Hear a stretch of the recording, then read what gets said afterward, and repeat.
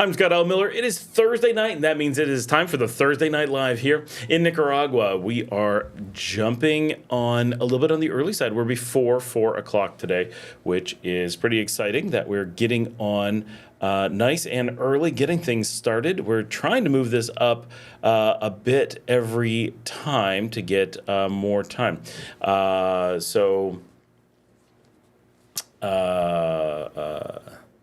Taking a nap, but I don't want to interrupt.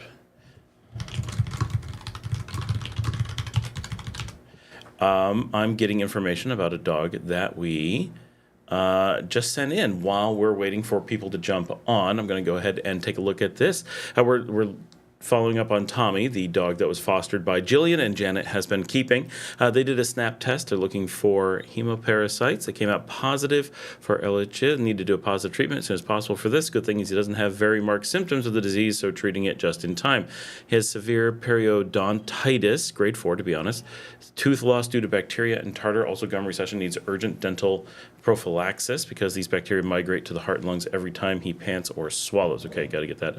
Very likely that the animal has a tracheal collapse or tracheitis. At his best case scenario, we are dealing with something only oral treatment is necessary. However, if the animal has a collapse, which is likely needs surgery. Okay, very honest, Nicaragua's may have to go to Costa Rica. Oh my gosh. That's going to be very hard. Needs, yep.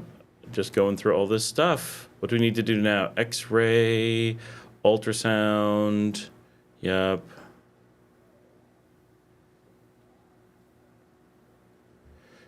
Thing on the same day. Is it heavy? Yes. Reduces risk. Okay. Always risking. I was in a restaurant whose name is In a Nap. So they thought I was napping. I was actually in El Sesteo with some of you guys, with Yuri and the crew from...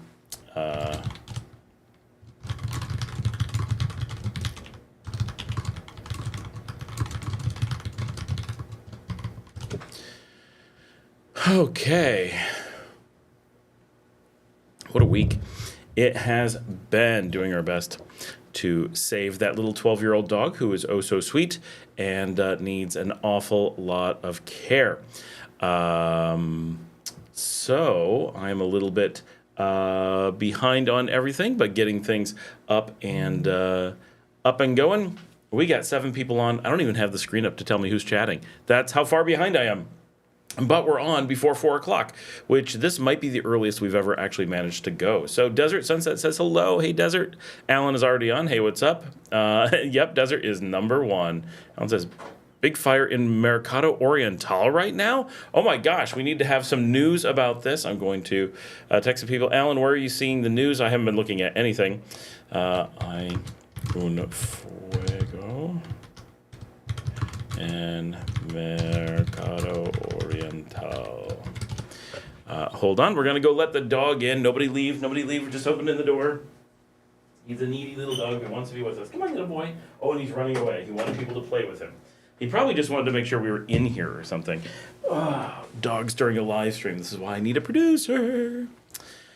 We need to check some news, see if we can find out what's going on with Oriental. That's a big deal. 10 by says number 2, but I think you're number 3. It's hard to say. It jumps around. Ooh, we're at 10 people already. I have a question for Scott. All right, we're jumping right into it. But anyone in the room maybe can answer. I'm going to Nicaragua soon. I have a tattoo of an American flag on my arm, and am I going to catch some heat from locals? No, this is not. So one, tattoo is really not a problem. Anything from foreigners, not really a problem. Supporting your home country, not a problem. The whole anti-American thing is completely fake. It's made up by the United States to scare Americans from coming down here. It is not a thing in any way, shape, or form.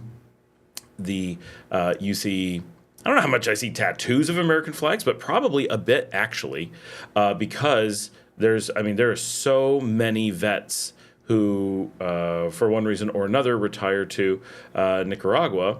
Many visit as well, but specifically, there is a huge veteran retirement community here, not a specific community, just a general group of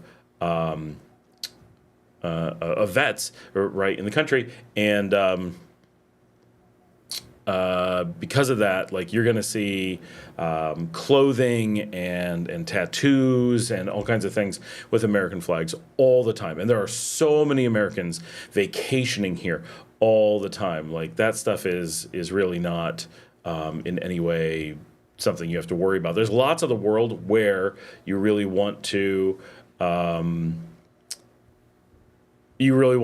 have an American flag. That is certainly a thing in the general travel sense. Lots of Americans have been conditioned to want to put Canadian flags over top of things when traveling, and that's legit. Lots of the world, yes. Some places you just get a little bit of like looks or whatever. Some places people will talk to you harshly. Some places it's actually dangerous. Certainly not here. Nothing like that is a problem. Alan says 3 sections of Mercado Oriental involved in the fire right now. That is crazy.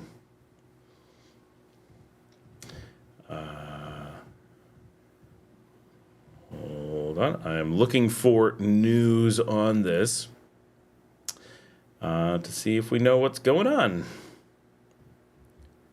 Sometimes it comes up in my Instagram, but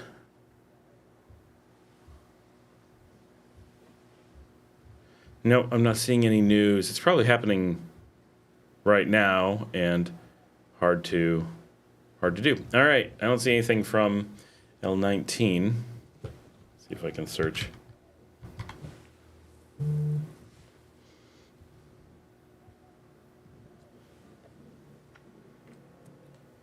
Started at 2:30, so it's going for a little bit now. No, they haven't put it up on L19 yet. All right. They had a live video that they are still fighting it. I mean, that's Mercado Oriental is a really big thing to be on fire. Like that could be really tough. So Mary Lou is here. Hi, Scott. Missing Nicaragua terribly. Can't wait to go back for good. We got some freezing rain last night and hating it. Where are you located, Mary Lou? That is, I do not miss snow and freezing rain and all that stuff. I am never going back to that. I have paid my weather dues over a lifetime and don't have to do it anymore. I'm hoping I get a second wind because I am already feeling tired from a long day. I was out in the sun some today. I did have lunch, so I'm going to get some energy once the food gets through me. I had delicious shrimp tacos from El Sesteo in downtown Leon, which I have not been to in a while. They actually had, I was really impressed. First of all, the plaza was quiet today, which was really nice because the plaza is always way too loud, right? It's terrible. Many days you go down there, they got huge speakers going and people dancing, and you're like, I'm on the plaza, I want to relax.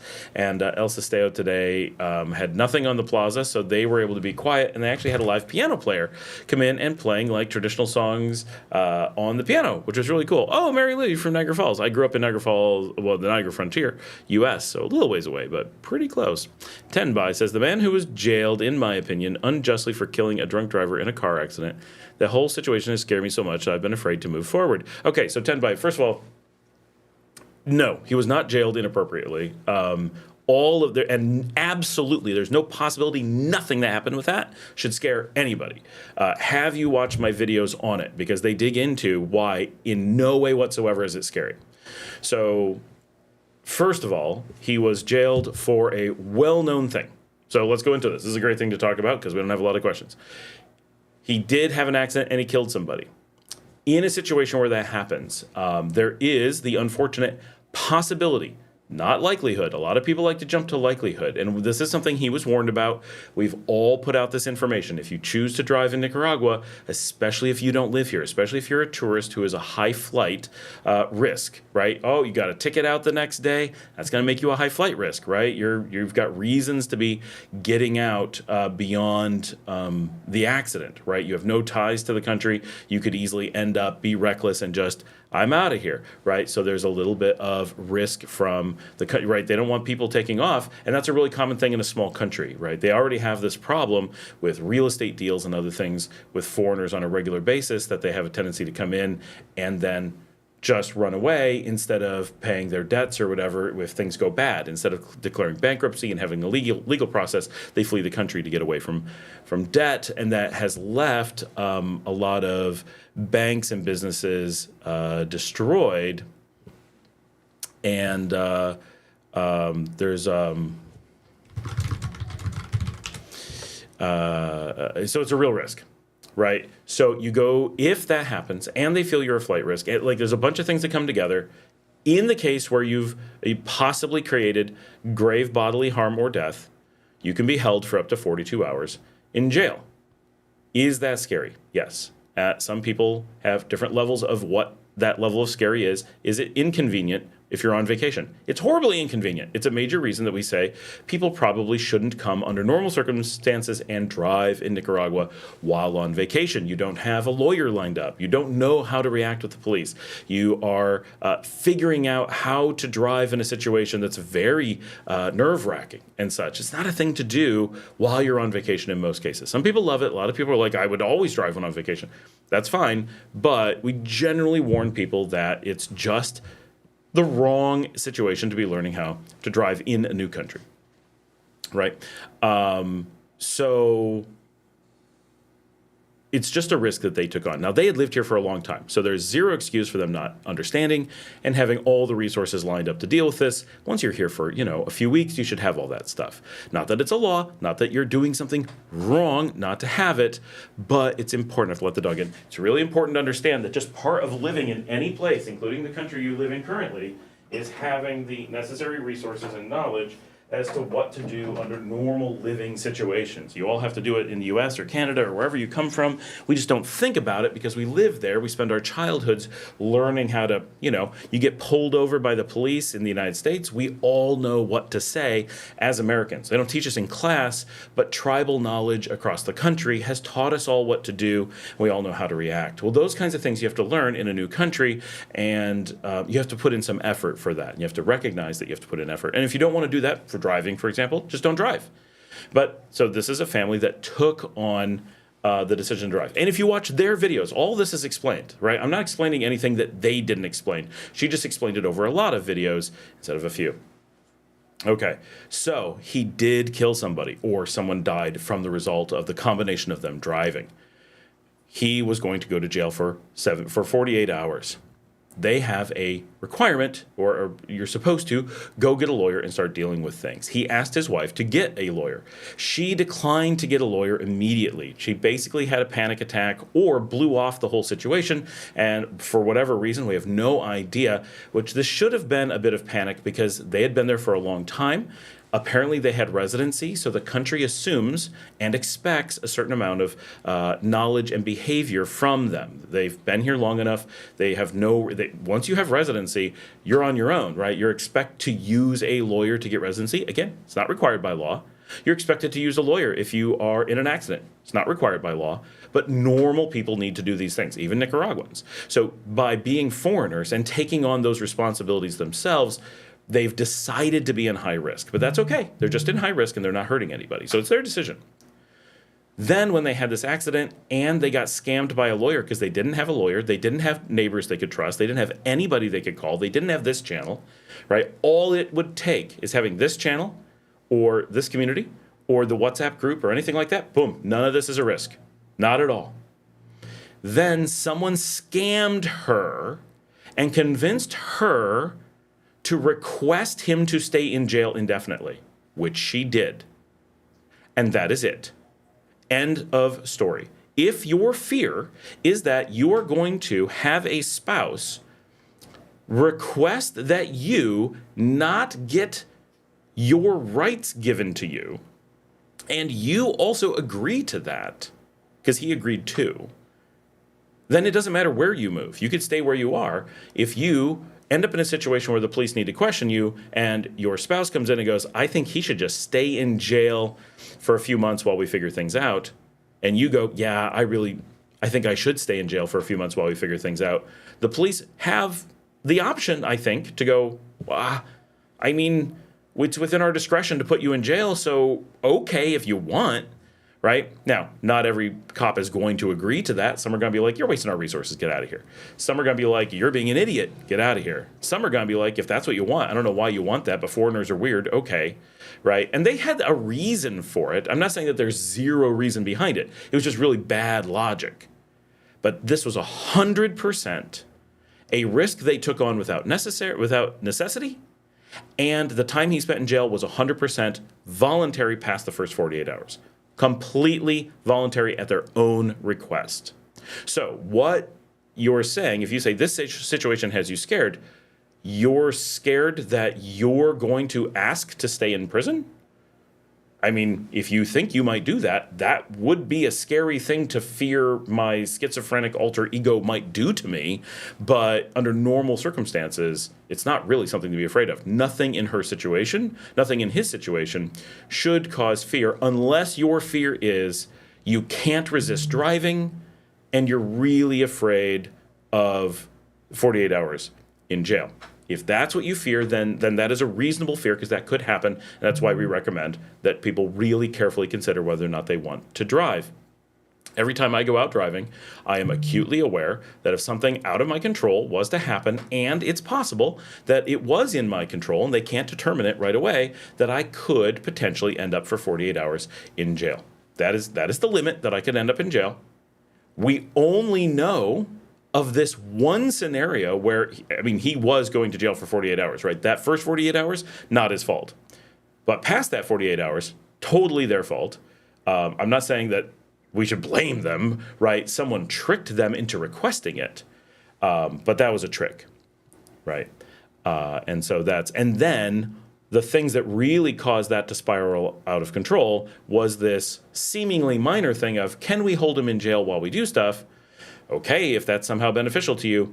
And then the stress of the situation triggered her going into a medical issue that caused her to be unable to continue to deal with anything. So because they didn't have trustworthy friends, because they didn't have trustworthy neighbors, because they didn't collect any resources, because they didn't have a lawyer, these are many things they didn't have, all things that people on this thread have, right? At least some access to how do I reach a lawyer? How do I find a lawyer? They didn't know how to find a lawyer until later, right? They didn't know how to verify that it was an actual lawyer, for example, which a lot of people don't, but that's a standard thing here. You're supposed to use that to know that the person you've hired is actually a lawyer currently. And so it's hard to imagine how that story could create a situation where you have the slightest concern of moving to Nicaragua, right? Could it create a tiny concern about driving in Nicaragua? Yes, it could. But because they were residents, under normal circumstances, if they were like involved in their community, I wouldn't expect that the 48-hour hold would even have come up. It's because they had no community connections, they had nothing. They were residents, but they were very flighty residents or very possible residents where they had essentially no community ties, no emotional ties, no business ties. They had nothing tying them to Nicaragua. While they had gone through some paperwork, they were very much tourists just passing through from an emotional perspective. That's not what they were, but that's how it comes across. And I've talked to Allison offline, right? And I've talked to Nicole. I've not talked to her husband, but I have talked to them. And they're very nice people. And this was an incredibly tragic thing. And they got totally scammed by a number of people, quite a few of their neighbors.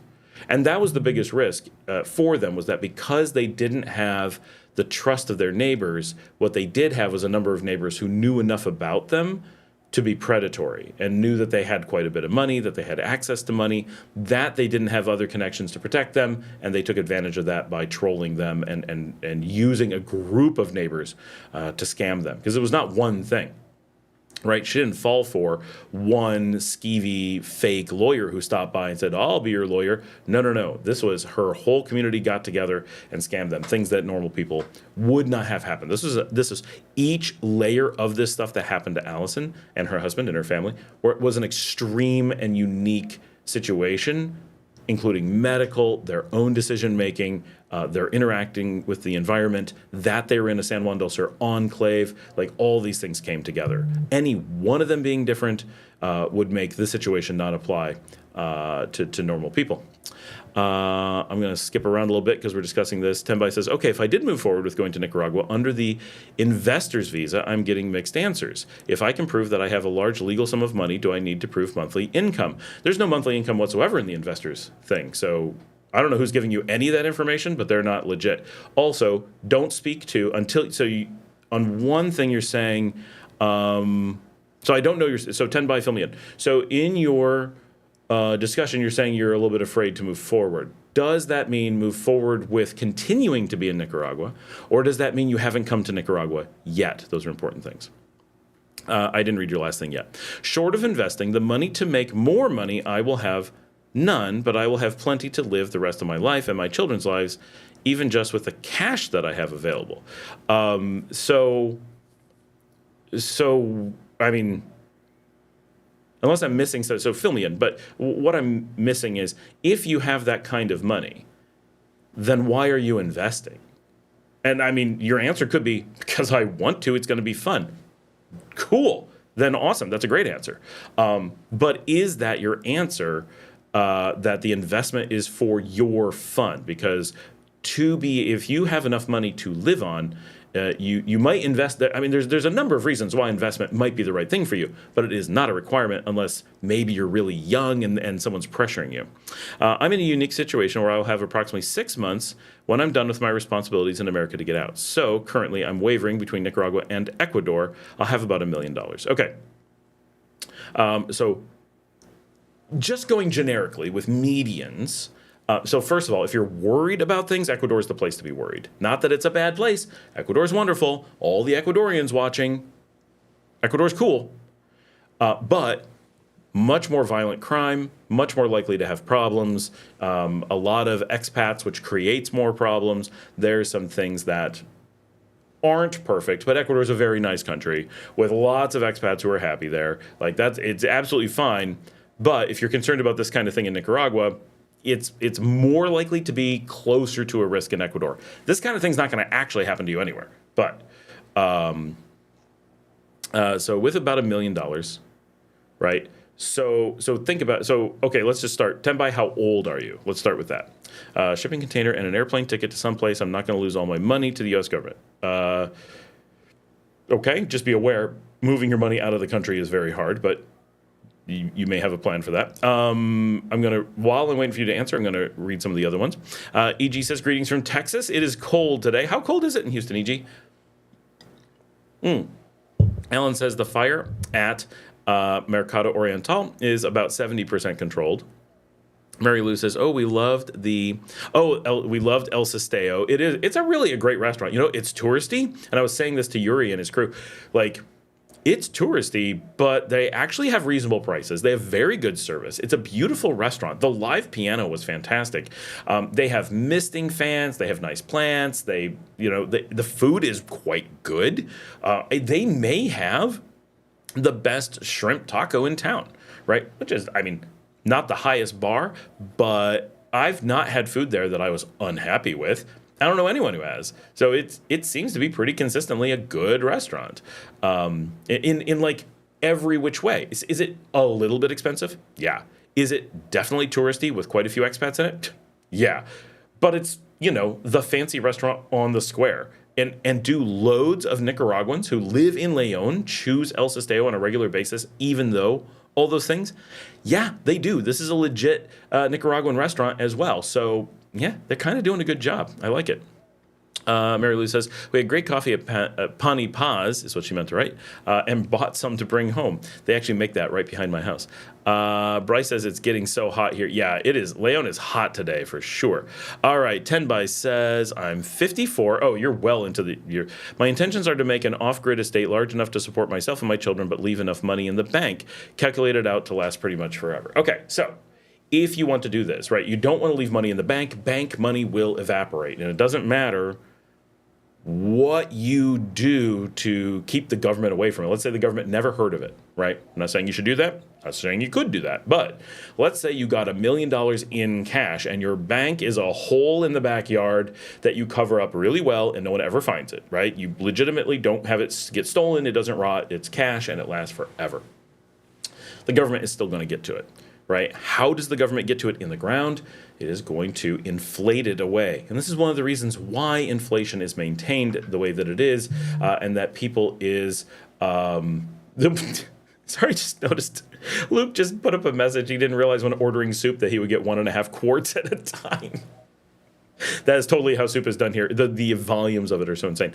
It's gonna through inflation, it's going to just evaporate over time. Now it'll take quite some time. In the first couple of years, you won't notice, but when you start getting into your children's lifetimes, if you think about like my parents, how they saved money for me when my parents were young in the ages where they were really accumulating their wealth. My father was making, $6,000 a year, more or less.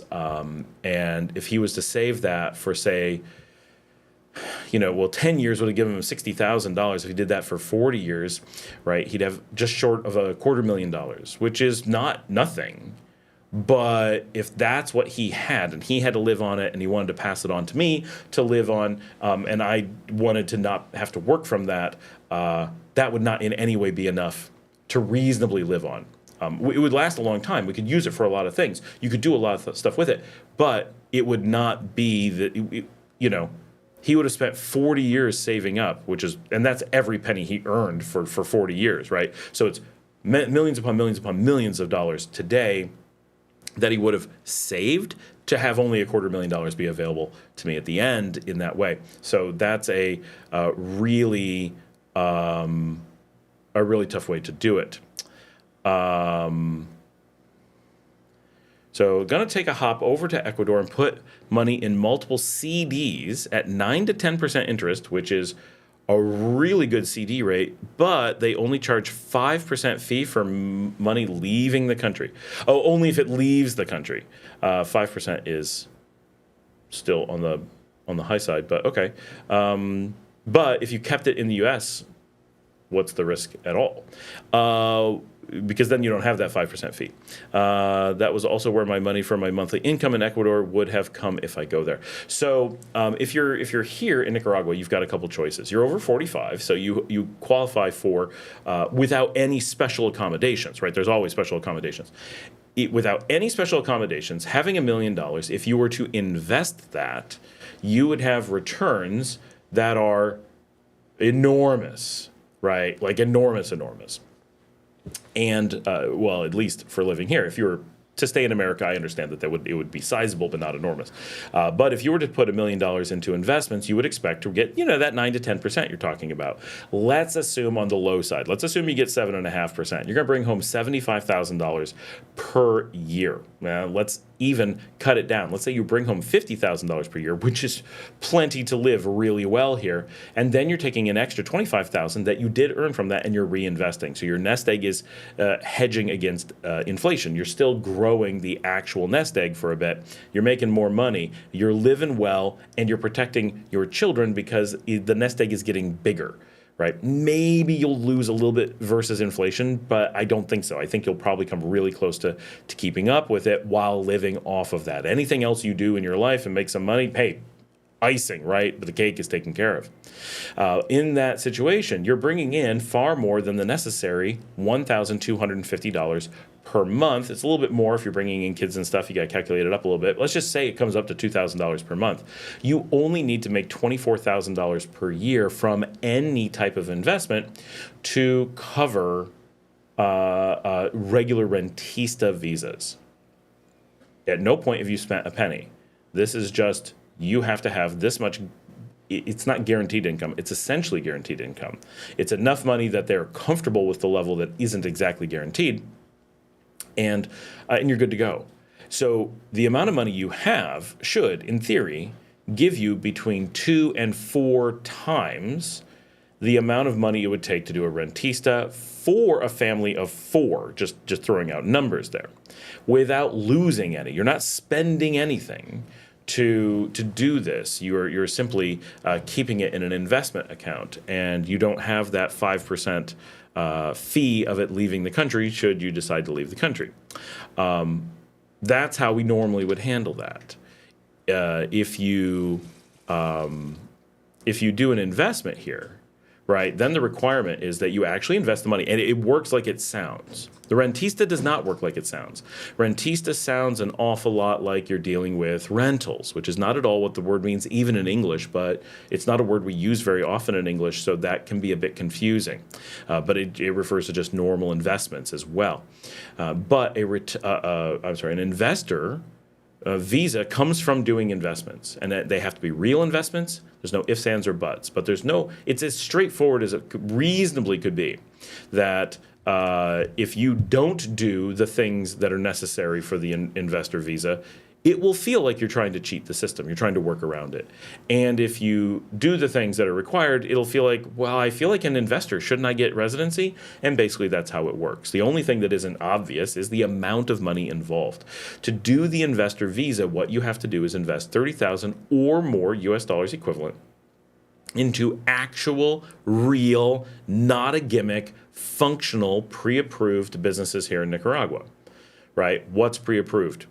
Whatever you want, you just have to go ask somebody, right? I want to manufacture widgets. No problem. They're going to approve that. No one's going to be like, you're going to manufacture widgets, not in our country, right? Unless the widgets are something really terrible. They're going to be like, you're going to create jobs and manufacture stuff, and we're not doing this already? Yes, right? No one's going to complain about that. It's like, you've got the Scott stamp of approval. That's going to make sense, right? But you could come up with some wacky business thing that they're like, look, you can do it, but we're not going to give you residency for it. This is just dumb, right? Okay, that could happen. Never heard of that happening, but absolutely they have an allowance for that, and that's why you have to pre-approve. Normally the pre-approvals come through the Department of Tourism, so they tend to lean towards things like hotels and restaurants and tours and those kinds of things, whatever. And so those are super easy because people do them every day. They also are all but impossible to make money, so it's not normally something you want to do with your nest egg. Now, if you really think it's fun, absolutely, I would never dissuade anyone from using their money to invest in a country because it's part of your entertainment budget. Go for it. Excellent idea. So if you're going to be an investor, you need to invest that money. You need to have a functional business. You have to have employees. They will come and investigate your business. It has to look like a business, walk like a business, talk like a business, right? It can't be kind of a business. It has to be an actual legitimate, what people think of as business. If those are things you do, then generally it is ridiculously easy to go through the whole process, and there is nothing involving a bank account, the amount of money you have, monthly anything. None of those things exist in the terminology of the investor visa. Now, you still haven't mentioned that I see whether you are in Nicaragua already or not, or are you still investigating from abroad? Now I'm going to read what you have. That was also where my monthly income in Ecuador would have come from if I go there. Ecuador has a different system, of course.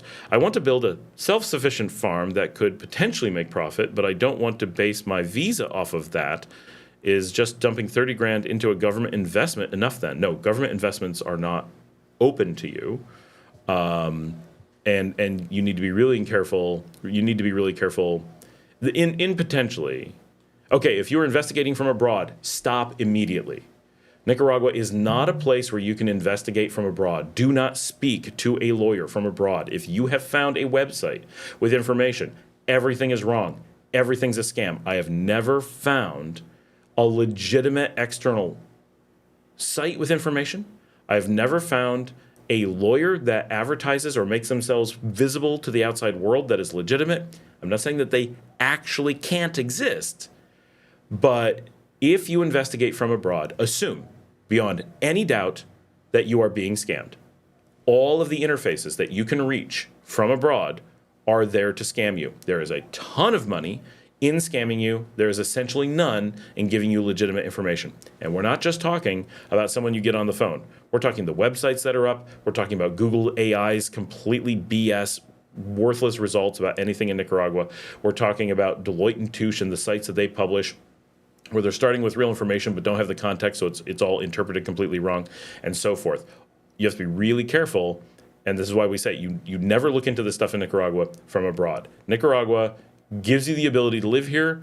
If you can live anywhere, you can live here, right? I don't know any place that actually falls under easier. So if you have options, this one will be an option. But the way to do it, and I understand that this is not ideal for everyone. A lot of people are emotionally tied to doing the research and getting their ducks in a row before they move. And I understand why. But that is simply not how Nicaragua works. And trying to do so is not just setting yourself up for failure. It is announcing to everyone you work with that you want to be taken advantage of and that you are essentially guaranteeing that that is going to be the result. I know of no person who has ever tried this who didn't have that result, which is why we warn about it so much. Because Nicaragua does not have information online, because all of the resources you need are done in person in Nicaragua, that's unfortunate. That's a negative, no way around it. It just is. Accept that negative, accept that those things aren't really a problem, but they are less convenient. And don't do that type of research before you come. Lots of research can be done before you come. This live stream, for example. We put out lots of shows. Elton puts out lots of shows. There's lots of stuff out there where you can learn things about Nicaragua. But what you can't do is learn enough to be able to make any kind of remote decisions, including what kind of visa you want, let alone which one you need to do or what the requirements are. And anything you investigate today, if you move in 6 months, things move fast here. So it's really common for people to move and be like, yeah, these are the requirements. And then you get here and they're like, well, that was last year, right? And that's constantly a thing that we find. But government investments here, be aware, most government investments will involve gold. If you have gold, the United States can seize everything you have. And it doesn't matter where you are in the world, they will get to them. Trust me. You have to be very careful. If you're an American, has nothing to do with Nicaragua, U.S. citizens are limited in how they can invest abroad. There are sanctions against U.S. citizens, not because you did anything wrong, just American citizens have limitations on what they're allowed to do around the world. Gonna sneeze. Excuse me, sorry. I was thinking, do I need to get to the mute button? And I didn't have time to reach it. And that...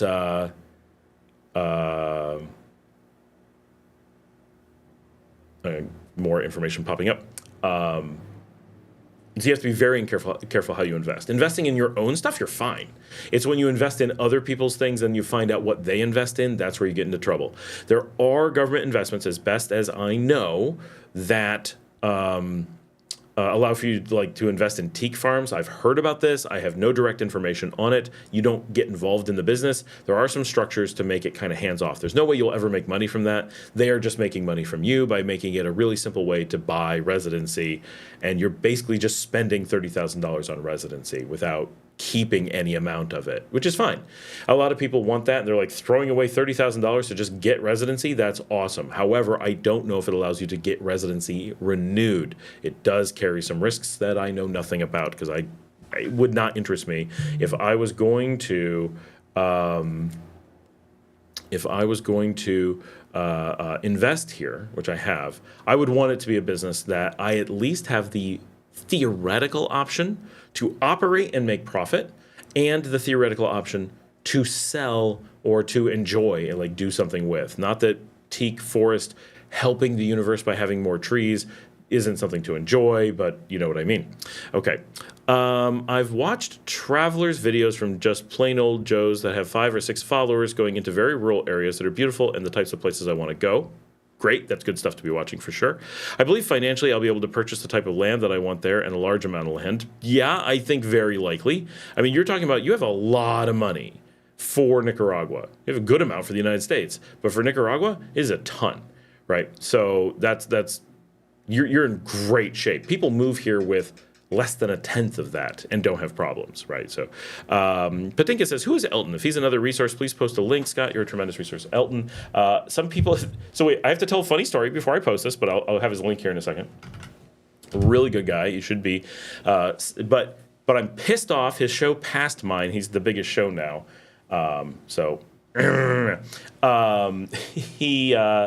No, couldn't be a better guy with a huge show. He's a YouTuber. He also owns a coffee farm. He's in the sometimes he's on the live stream. He's been here, but never quite made it onto the live stream with me to sit here. But he's in the Expats of Nicaragua WhatsApp group, and he posted something yesterday. Someone just asked him a real quick question, and he posted some answer real quick. It was not a big discussion. It was just a couple things. And I said, "Hey, Elton's here," and people were like, "Hey, Elton." And then about 2 minutes later, and he's on the live stream right now, Bryce, who commented just a little bit up about how hot it is, Bryce goes, "Hey, do you know this guy?" And he posts a YouTube channel to this coffee channel. And I'm like, "Do I know the guy we just talked to?" And he's like, no, the video. I'm like, "Yeah, that's Elton from that we're just talking to." And he's like, "Wait a second." He completely at random asked about Elton's YouTube channel as Elton was talking to me in the WhatsApp chat. It was just really hilarious. That was the moment he decided to ask about his channel. There you go.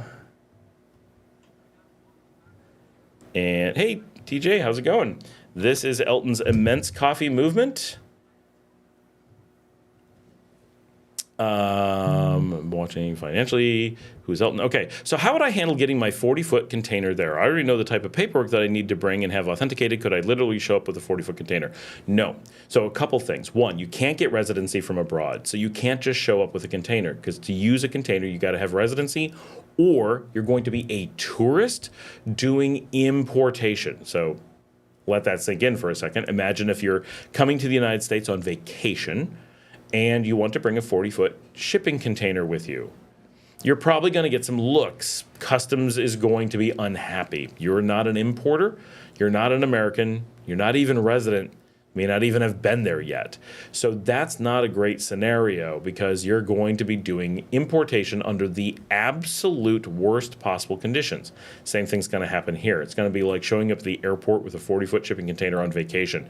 Yeah, it's legal. No, it's not actually a problem, but they're going to have to go through every single item in that shipping container, treat it as an import, and tax it at up to 100%. So if you brought a 40-foot shipping container with $100,000 of stuff in it, you may have to pay $100,000 of customs to get it into the country. And once it's arrived, you have to pay it. This isn't I decided to take it back. They don't let you do that. Whatever they decide to import it as, you've got to pay. So you've got to have an insane amount of cash ready to pay for that. Normally, when people are moving to a new country, we don't bring our belongings. Those stay behind. In most cases, we let them go. Not everyone can do that. Doesn't apply to everyone, but that is the normal, right? I've moved to 8 countries. Never have I moved a shipping container. At some point, I am going to ship stuff, but over the years, I've pared it down to extremely little. And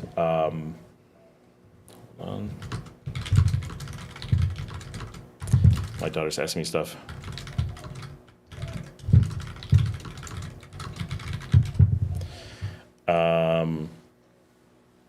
So it's a process that doesn't really make sense when you think of it that way. I understand why it may be something you need to do, that you're looking forward to do, but especially when you think about Nicaragua as a place that doesn't offer you residency until you live here, and then not until you get residency, which you assume is going to take years. There are definitely people who've done it faster, but they are few and far between. And the standard, the expectation, is that you are going to spend a minimum of 6 months, but much more expected, a year to 2 years to file your residency, or to get to the end of your residency, so you actually have your cedula, the paperwork of a residency. And at that point, with your cedula, you get to import a shipping container. At that point, I actually know of no person who's decided to do that, except for one who had the shipping company steal everything and they got nothing. So it was a complete disaster, to the point where they lost so much they were unable to maintain their home or their business, because they had lost everything, because they had shipped their belongings instead of unloading them. So you can just show up, 100% fine, bring your family, put everything in your backpacks, have luggage, just show up, start your new life. If you want to ship stuff, you need to wait for residency, so you need to put that in storage and keep that until you have such a time, I'm in the live stream, so until you have such a time that you can do an importation through that. Just type to me, I'll see it. And so it's a not a process that you generally want to go down in that way.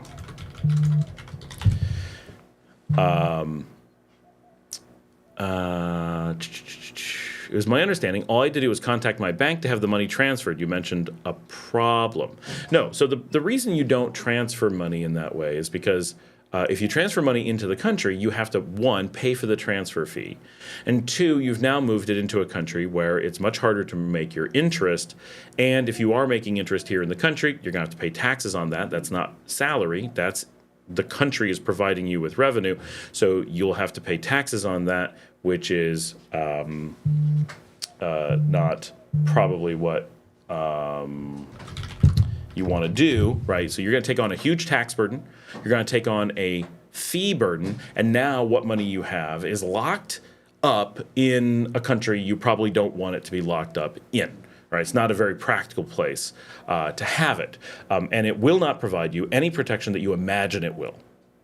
Moving, and nor will moving it to Ecuador, right? Same problem, doesn't make sense to move it. The rule of thumb with money in a new country is you leave your money in the previous country, you move it only under the situation where it is needed at that time. And there are times where you will need to move money, at which time you're going to spend it, and then it will make total sense, and you'll know when the time comes. But if you don't have a purpose for that money to move, it should not move. And you can say, but I'm never going to leave the country. This is where I am. That's how everything's going to happen for the rest of my life. Absolutely, that is the assumption. Don't move your money until it's needed. And every person who doesn't do that is sorry. They all talk about all the problems they've had, the banking problems, the interest problems, it goes on and on and on. There's many things you can do, but you should not be thinking of what you can do. You should be thinking of what you should do. Because if you ask people what you can do, your lawyers and your accountants, they're going to give you some bad information because you're asking the wrong question. Nicaragua's going to let you do almost anything. Can I move all my money and all my possessions in a 40-foot shipping container and move down as a tourist and be good in that way? Yes, you can.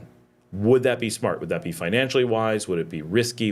It would be generally unwise in every reasonable way. So it's do you need me? Are you on a video call? Yeah.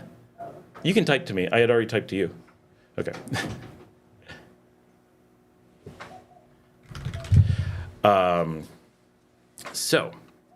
I think that changing that thinking about it may interrupt your plans a little bit, but it's going to protect you a lot. And we can dig into individual things like why, like what scenario are you imagining where you think that those things would be good to do? And I understand, these are all my things. I want to have them. Granted, right? But there's often a better way to think about that. The cost of importing into a new country all your earthly belongings generally is a loss. Desert says, let's invest in a garbage company and keep Nicaragua beautiful. There's actually garbage companies everywhere. Well, they're not garbage companies. The government takes care of all the garbage for free. The thing that you would need is, you could put in a recycling company, which I guess you could call a garbage company, that processes plastic into something or something like that. Those kinds of things would be valuable, but they almost certainly cannot be financially viable. You'd have to come up with some way to constantly put money in to do the plastic processing. That's what a lot of countries have found, is that handling plastic recycling is just super expensive. Tenbai says, I've watched that guy a bunch too. I love his truck, buried and coffee bags. Truck? Buried and coffee bags. Oh, buried in coffee bags, I said. Yeah, Elton's awesome, and he does really cool things. Patinka says, yes, I follow already. Actually, thank you. Yeah, I call him Elton. Everybody refers to him as like Immense Coffee or something, but that's his name. TJ says, just got back from Corn Island. TJ, how was it? Dale's here. Boo, I love Elton, but damn, he passed you. Not in number of total views, surely. Actually, yes. Not his total views. No, not even close. He's at like a quarter, maybe less. But over the last 60 days, he's had more views than me. Honestly, I've been slacking with the foot and travel and stuff.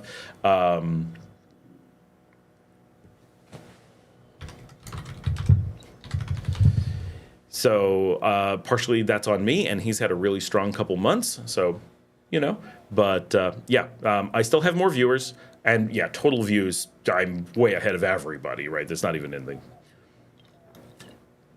I've been so busy for so long. We're about to pass, both of us are about to pass whatever they're called, the ones that stopped a while ago, Nicaraguan real estate or whatever. I mean, they didn't stop. They still put out like 5 things a week. But they're a company. Actually, his is a company too that's putting out content. He has a team that is paid to do the content, and it's to support the coffee business, right? It's how they advertise the coffee business. So his is a business-supported channel in a very small way, and he's Nicaraguan. So some of the things that I've always said, this is the biggest expat and English language channel. Yes, we remain that. But his is in English, but is not an expat channel. And is a business and is a team, although mine hopefully will become a team at some point. I keep thinking about it. I'm trying to figure out how to make that happen. But the people I have on my general team in normal capacity are in the hospital and getting cancer treatment anyway. So even if I had a team, they would not be here helping. Alan says, I brought little. He's talking about the shipping. I brought little, and I'm constantly taking it back to the U.S. to donate to charity. I hate stuff now. Yeah, that's a huge thing. We all feel we brought too much. But Tenbai comes along with, I made an oath to my parents, that's a rough one, that I would hold on to family heirlooms. So let's just be aware, anything that's wood is probably going to be destroyed by humidity. You can't move things from North America to the tropics in general. So if you think it's bad here, Ecuador is at the equator. Things just won't last. If you really have a bunch of stuff that has to come, then hold on to it in the U.S. for as long as you can. Get your residency and then ship it, right? You can get a shipping container, get it all ready, store that in the U.S.,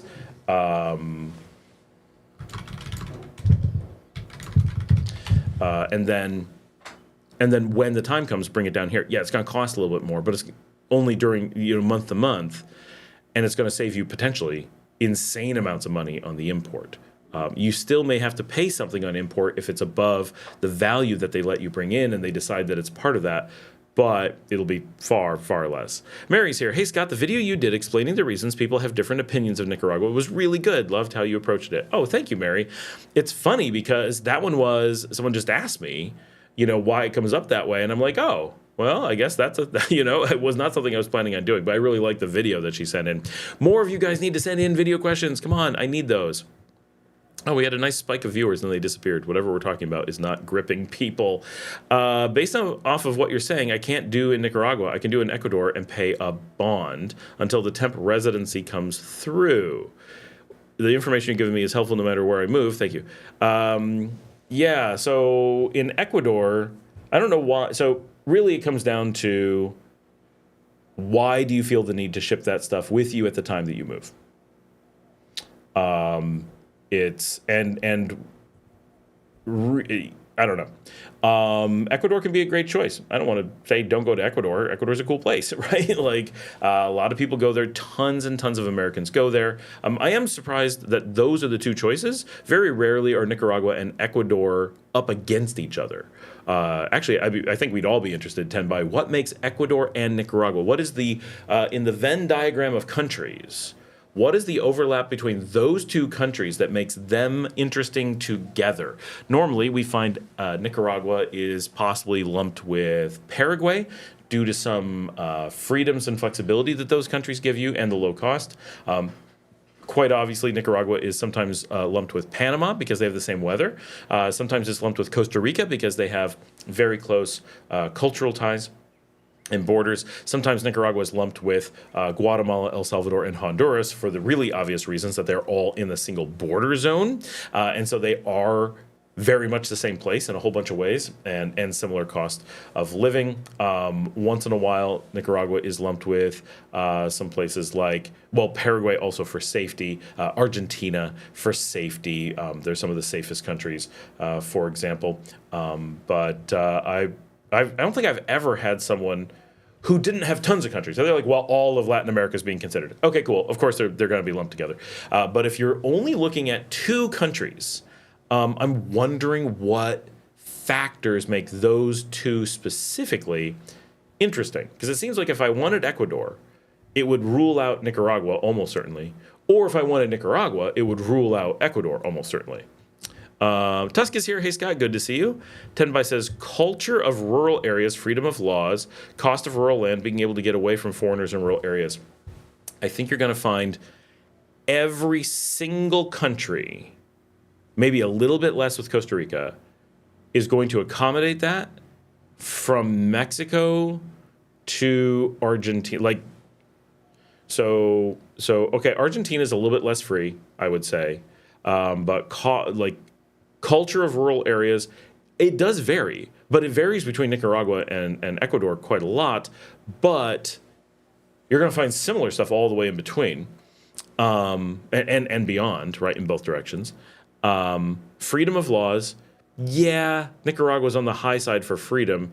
I don't think Ecuador qualifies as specifically high. Decent, for sure, but I think you're going to find basically everywhere has those things. Cost of rural land, Nicaragua should be really good. Ecuador is actually on the expensive side a little bit, partially because they're on the dollar, which makes everything cost a little bit more there, and big cities and their mountains and stuff. I've not priced out rural land. Rural land in Latin America is just going to be cheap, right? But again, all of Latin America, being able to get away from foreigners in rural areas, definitely. I mean, except for the freedom of laws and cost of, I'm not sure why either country came up in that list, particularly. Like, those would just be applied to Latin America in general. The freedom of laws, Nicaragua is exceptional compared to everyone else. And income issues, I do not want to show a monthly income. Do not want to show monthly income. Ecuador, I can simply invest in CDs and the interest counts as the monthly income. Oh, yeah. I mean, that's the same in Nicaragua. Okay. I don't know anywhere that you can't do that with a little bit of work. So this is an important thing for anyone who's interested. If you have a situation where you don't, well, if it's a technical thing, I don't want to show income. I don't know why that would come up, but there could be something. Right, I'm just saying, I don't know what it would be. But if you want to be able to do that and hide other incomes, but you want to show a level, and you have, let's say you have CDs. Okay, so let's say you put your money in these CDs and you're making $2,000 a month. Whatever, just imagine that. And for some reason you go to a country, and I don't know any country that would require you to show income if you have interest of the level that they want. Never heard of one, but that doesn't mean they don't exist. I'm sure they do. I just don't know who that would be. But if you had that scenario where that money from the CDs was not going to work and you had to show an income, then what you do is you form a company, take the profits from the CDs, put them into the company, use the company to pay yourself a salary, and now you have an income to show. And you don't have to worry about how it's being generated. It's being generated by you being an investor, not a owner, but an investment advisor to your own business. That's a salaried job. And then you get paid a salary for that, and that can work. So, Tenbai says Ecuador east of the Andes cheap. I guess him allowing me to build or do whatever I want. I mean, yes, but literally all of Latin America. I don't think you're going to find an exception to that. What country doesn't meet that requirement? I reverse it, right? Yeah, I get that Ecuador meets that requirement. I'm not saying that Ecuador is not a good choice. I'm just saying that I think you've got a whole continent and a half of choices that are also meeting your requirements. And that, I guess I'm confused I'm not saying why you're picking Nicaragua either, right? I think they're both great choices. I just think that you've got a lot of great choices, given those factors. But so, for example, what people would often do or want to do here is put money into something that's going to return a 10% deposit, and then, what am I trying to say? And then put it into a business in the United States, and let that business pay you those returns as a salary. So doing that in this particular case, right? You have $1 million. Let's say you put $1 million into CDs. Let's say you got a 10% annual return. So it's $100,000 that's coming in. If you did that in the United States, the company, at some point, there are going to be some amount of taxes in there. However, I've not done a ton of investigation on this. There will be some taxes. Once that money is into the business in the U.S., that business in the U.S. can pay you a salary here in Nicaragua. And since it's only $100,000, it's tax-free. So you have a tax-free salary coming into Nicaragua that if you wanted to use, you could show as income. Now, in Nicaragua, there is no type of retirement that considers your income. So that would be a pointless exercise. It's just a way that you could do it. It's a mechanism if you wanted to show salary. Nicaragua never wants to see salary, so not a thing. You would just take the money. But some people do that because they want to be tax-free. And so since it bypasses the taxes, it's really a good thing. Maybe I'm a hopeless romantic, but 3 countries actually had the culture I was looking for: Guatemala, Ecuador, and Nicaragua. I see the locals wearing clothing from hundreds of years ago. You don't think Bolivia? I think Bolivia has that even more than those, like the really connecting to hundreds-year-old culture. Bolivia beats all of those, I think. Living simply and happily for most part. I'm not intending on coming in as rich person and flaunting things. I did something similar in Asia for 7 years, but I can't own the land. It would be a bad deal. Yeah, no, I get that a lot. A lot of Asia you can't buy, and that if you really want to invest, especially for multi-generational investing, sure, Latin America. I mean, I'm in Latin America for a reason, right? Like, we chose it, and we chose Nicaragua. So obviously I think this is a good country, but I think there are a lot of options that are going to give you exactly those things. Guatemala is really excellent for that. Guatemala and Nicaragua are much more similar than Ecuador, obviously. There is a little bit of overlap because Ecuador is Incan, and Nicaragua has a little bit of Incan. Bolivia, I couldn't get any good information on. I love Bolivia too, but they want me to show up there and then apply and hope I get my permanent residency. Well, so, my opinion on that is that all residency is show up and apply, or just hope for the best, one way or another, how you look at it. But the idea that, so residency is never guaranteed, ever. The term residency means it's not guaranteed. And so you can go to any country, get residency, and it could be taken away. You could apply remotely, and when you show up, they don't count it. You could be living in a country for a long time, you have residency, and it expires because they change the rules or whatever. Residency is an ephemeral thing, but countries don't normally do that. So Bolivia and Nicaragua are going to be the same in that sense, but avoiding the place you're most likely to get permanent residency, the place you're most safe in the Western Hemisphere, because it doesn't do the emotionally satisfying giving you a piece of paper that feels permanent ahead of time, is counterproductive, right? It's kind of like, well, an airplane can't guarantee that it's not going to crash. But that doesn't mean you should start driving instead, because that is more likely to crash. You're far more likely to die in a car crash, even though you have more control. And it feels in the moment that they let you do things to protect yourself. And they kind of do, but those things don't overcome the bigger picture of which thing is safer. And in this case, which place is going to give you the longest term residency, right? Both Nicaragua and Ecuador have really good track records on long-term residency. There's no reason for any of these countries to be a place that you are concerned about getting residency. That Ecuador does we let people do it from remote without actually being here and putting in the time. It feels good. I think it's counterproductive. It means that the expats that are there are specifically, and this is a major problem with Ecuador, is that large amounts of their expat communities, and I know you're trying to avoid those communities, so this has a very small impact on you. But for most people, that it tends to mean that the communities that are there are bad ones. It is the people, and look at the famous YouTubers from there, right? AJ and Amanda, or whatever their names are, right? They didn't go there because they researched it. They're not in Ecuador because they like Ecuador. They're in Ecuador because it was the path of least resistance. They were lazy foreigners who didn't do their research and didn't know anything about relocating. And there's just a whole bunch, and that's fine. Like, I'm not saying that what they did is wrong, but they aren't good examples of a process that's going to lead to good results. And while you could move anywhere in the world and meet someone who just kind of ended up there without doing their research and just kind of fell into it, and they may be wonderful people, and you're going to be like, oh, I love these people. They're great. We're such good friends. We're so good. On average, you're going to find that the people who ended up in a place that way are the last people you want to spend time with. Always going to be an exception.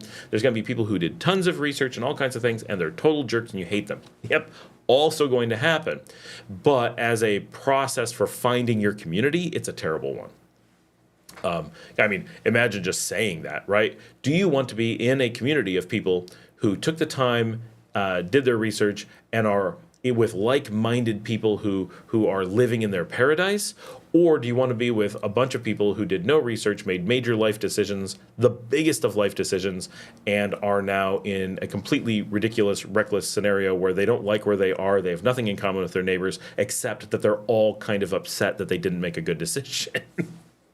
So that's one of the reasons that I would be hesitant to move to Ecuador is some of those things. Now, you see Grumpy Don from Ecuador, he loves it and clearly does tons of research and has a YouTube channel on it. It's very good. And it's a different thing. And you'd be like, okay, no, that's good, right? Obviously, there's great people there. There's so many expats. It's a great community. But I think on average, it's one of the weaker ones because of that stuff, because it does such a job of promoting itself, or there's such a job of it being promoted to expats that it's negative. Tom says, Scott, you may have answered this, but how did you make those amazing videos on Nicaragua 360 of Las Piñatas and Barrio Sutiava if drones are not kosher in Nicaragua? So actually, I don't know any drone. I'm not saying they don't exist. I don't know any drone that does 360 footage. Traditional 360 cameras can be strapped to a drone, but, this just happens to be within reach, right? Okay, I do have to stand up, but it's almost within reach. I do hate that whenever I stand up, my seat flies out from under me. So this, Tom, looks like a normal pole, but this is a 10-foot extension pole, right? It's not even close to being extended at the moment. This thing is it's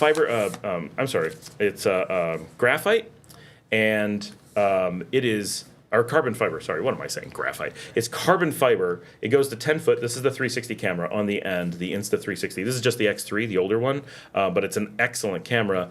And people always joke about it as the fake drone, because 10 feet in the air, and it detects where the pole is, and it digitally removes the pole from the image, so you can't see me holding it. So it really looks, and if I don't look at the camera, it really looks like I have a drone roughly 10 feet over my head following me around. And but it's 100% legal, no problems whatsoever. I don't know of any country in the world where there's even the hesitancy about it.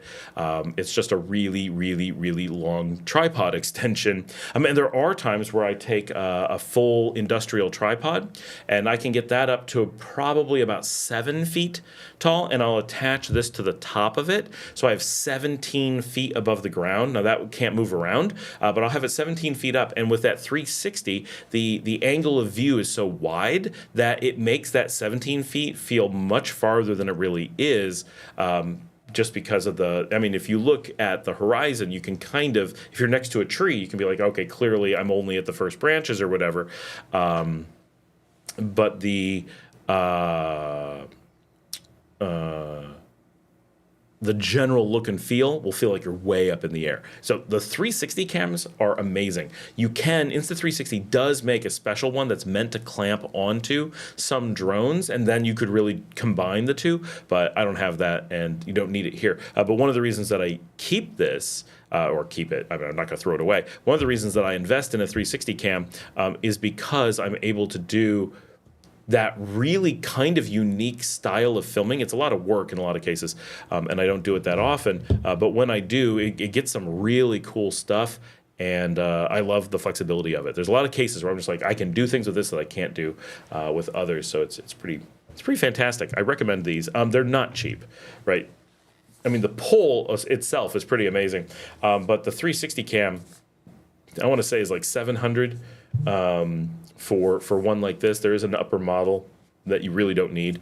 But the X4, which is just a tiny step up from this, it's basically the same camera, literally. Same sensor, same everything. They upgraded the processor, and it does noticeably improve the performance and features. But it is essentially the same camera, and it's excellent. Absolutely excellent. Love it. But I'm pretty upset with Insta360 because they did pay a lot of people to lie about their products. So it is definitely not as good as what you see online, but it is very good. Those specific people I didn't follow because they felt fake. Oh, yes. Oh, they're fake. All of us. So I have like a community of YouTubers who we all consider each other very real.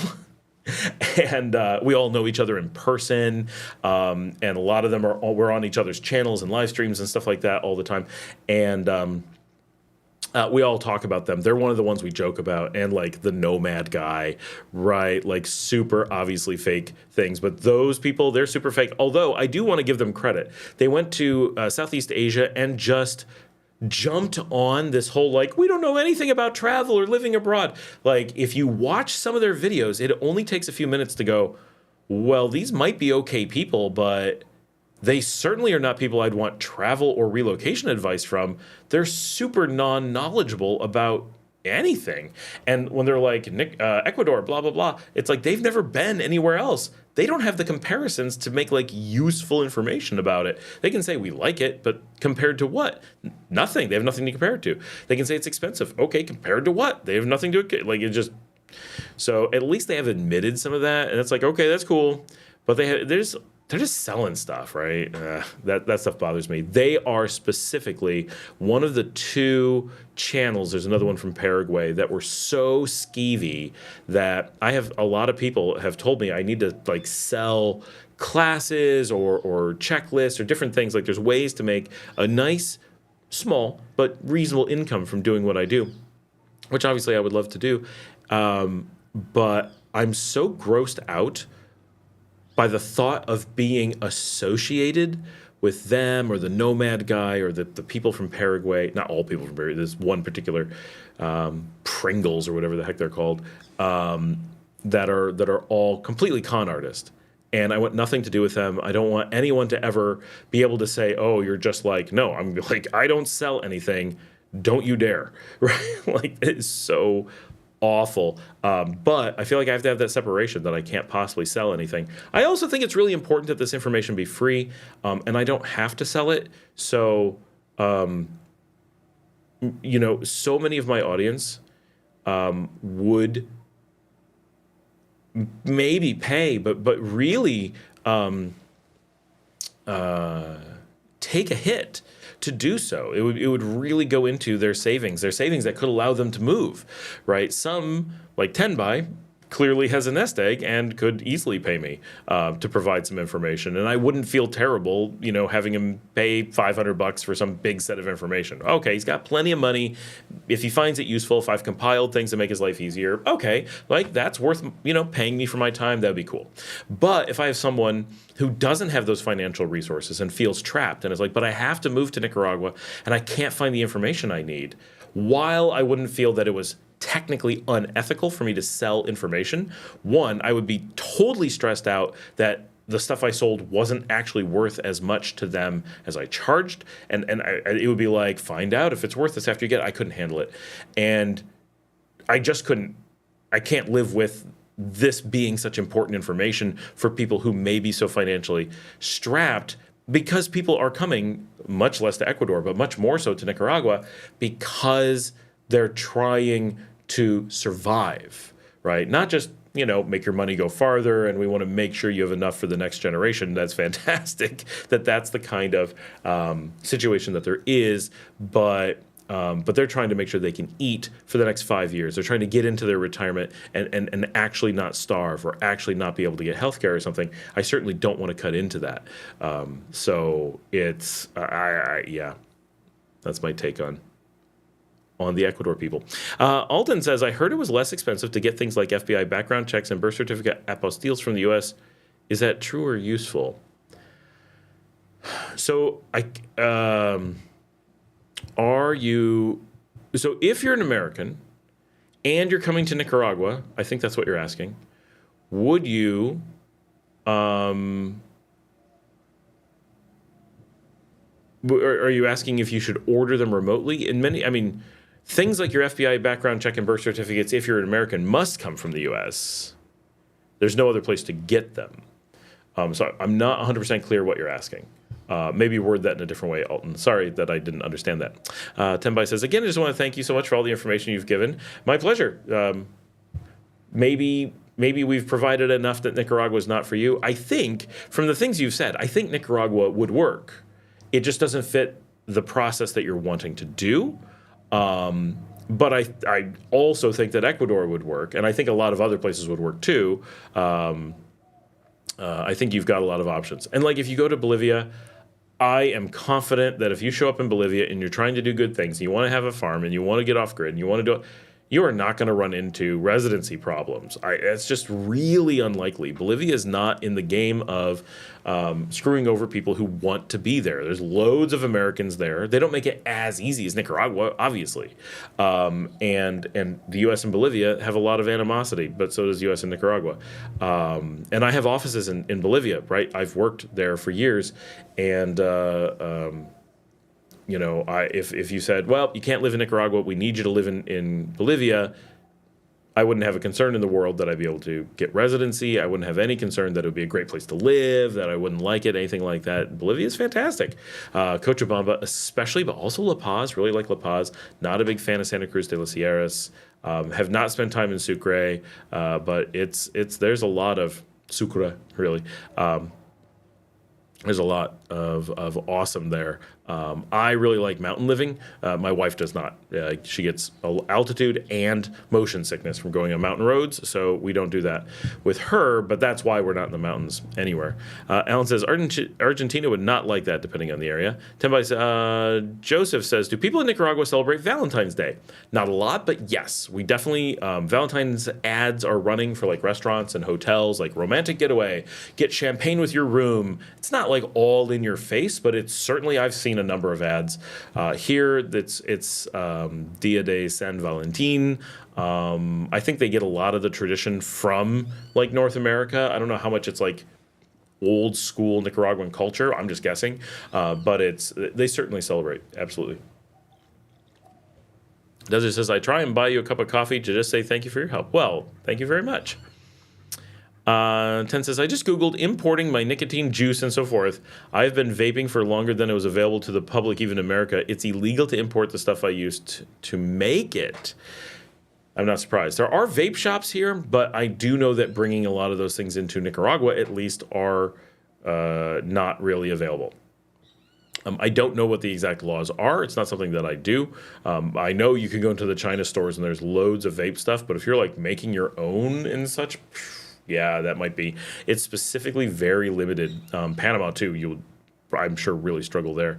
Alton says, I was wondering if you should have them before you leave or after you arrive. So, I mean, if you're planning on doing residency paperwork right away, then having them before you leave the United States is good. They're only going to last for so long, but they will last for a little bit, and it's easier to get them elsewhere because often you have to apply in person. But every state is different, so it's not a U.S. question, it's a state-by-state question. In many cases, they can take a really long time for you to get. Anything that you can, if you're in the United States, if you'd be applying by mail or applying by on a website or anything like that, they can't tell if you're in the U.S. or not, just so you don't need to do it ahead of time. But for like us, my youngest daughter was not born in New York like the rest of us. She was born in Texas. For that, we had to go to Austin and deal with her apostille in person. It was quick and easy. But if we didn't do that in person, it'd be really hard. But we just flew back from Nicaragua and did it. Does that make it harder? Absolutely it does. Was it a big deal? No. So it is, I think, very reasonable to come to Nicaragua. Take some time because it's very common.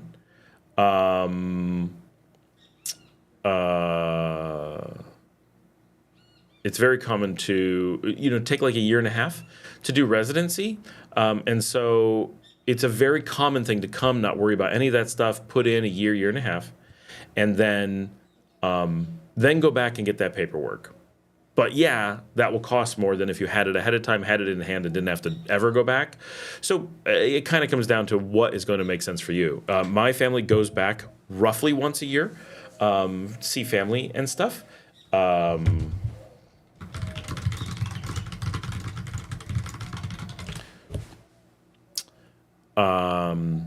if you're never going back, then it's going to be costly. So your mileage will vary on that a little bit. Desert says, I think you can get a background check from the embassy. I very well could be wrong. That's very possibly true. So that's if you need an American background check. I do not remember having to get one, honestly. You do have to have an Interpol one, but that you do from in Nicaragua. It's only good for 90 days. It's very cheap and easy. I get them. Desert says he'd get them before you come, which is probably the thing to do. Those are things to have in hand.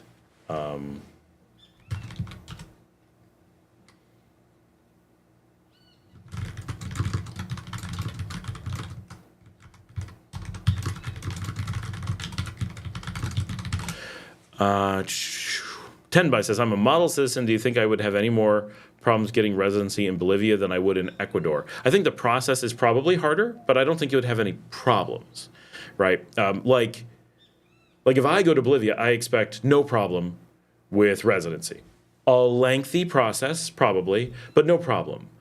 Because many Americans go in and move into Bolivia, and much like Nicaragua, I think a lot of people have this opinion. Oh, you're from a country that these countries don't necessarily like.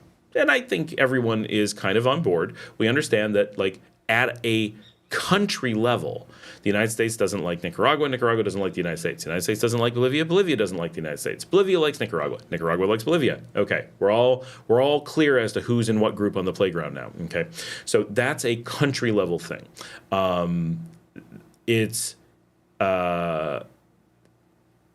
People have a feeling that if you were, as an American, to go to Bolivia, that you would show up and they would be like, oh, American, no thank you, right? And that's not really how it works. They do provide some amount of tit-for-tat annoyance on visas. A Bolivian wanting to go to the United States has to have a visa, and the U.S. is kind of a pain about it. They're not very likely to give you one. So an American going to Bolivia is not going to just give you let you in. You got to have a visa. Now, they allow you to do visa on arrival. It's $160. It's good for 10 years. And so they're not letting you just in like in Argentina would. Argentina's just like, welcome to Argentina, right, as an American. But Bolivia's like, no, got to have this visa, got to fill out this extra paperwork, but it's not really a big deal. When it comes to tourism, they have a tendency to look at things at a country level and be like, nope, we're gonna make them suffer like they make us suffer. But when it comes to residency, I don't find that. And part of the reason is that as a tourist, it's a bonus to your home country. As an American, I can vacation here and here and here. My country and my fellow citizens brag about all the places we can go. For good reason, we can go a lot of places. But what Bolivia doesn't see the same way is when you become a citizen, it's like they got one, right? Here's an American making a point that they prefer living in Bolivia. And they're here to help, right? Because the way that your residency will work, right? And you probably see this, but in case it wasn't super obvious, it is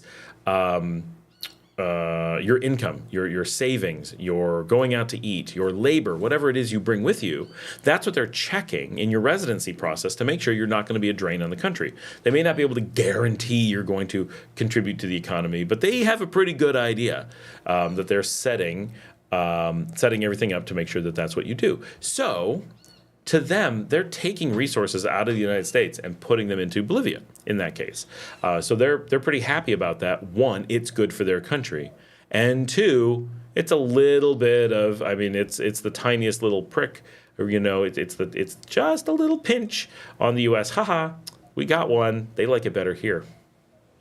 Right, but it makes them feel good about it. So it's kind of the way that countries get back at each other about things. So in general, even though Bolivia and the United States don't get along, that does not mean that Bolivia doesn't love getting Americans because they also understand that as an American, you are not your government, right? These countries are very good about that. They understand that. So it tends to work that way. I really think you would be in great shape in Bolivia.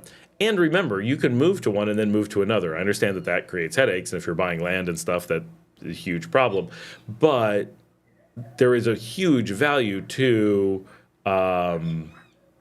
just putting in some time somewhere. Now, this would be problematic if you have to get your shipping container, and if you can't tell us, obviously don't, but if you can, why do you feel the need to get your shipping container out so quickly? Because if you weren't tied to that, why not consider bringing your family, start in Nicaragua, go to Ecuador, go to Bolivia, try some places out, and determine firsthand what you really want to do, and then go through the process. So let's just say you go to all of them, and then you decide it is Nicaragua, and you come back to Nicaragua, and then you get your residency, and then you bring the shipping container. Then you'd have all this power of really, really knowing because you checked places. Plus, time to just explore the world and do things. And I understand that, when you want to buy a farm and you want to get started on those kinds of things, you want to do so quickly. But you really want quite a bit of time to evaluate that and understand anyway. You want to get to know regions and all kinds of things. That's what I would do unless I had some constraint that I don't know about. Desert says, I think for a retirement visa, I have to have a background check. Background checks are everybody, but I'm not sure if you only need an Interpol or otherwise.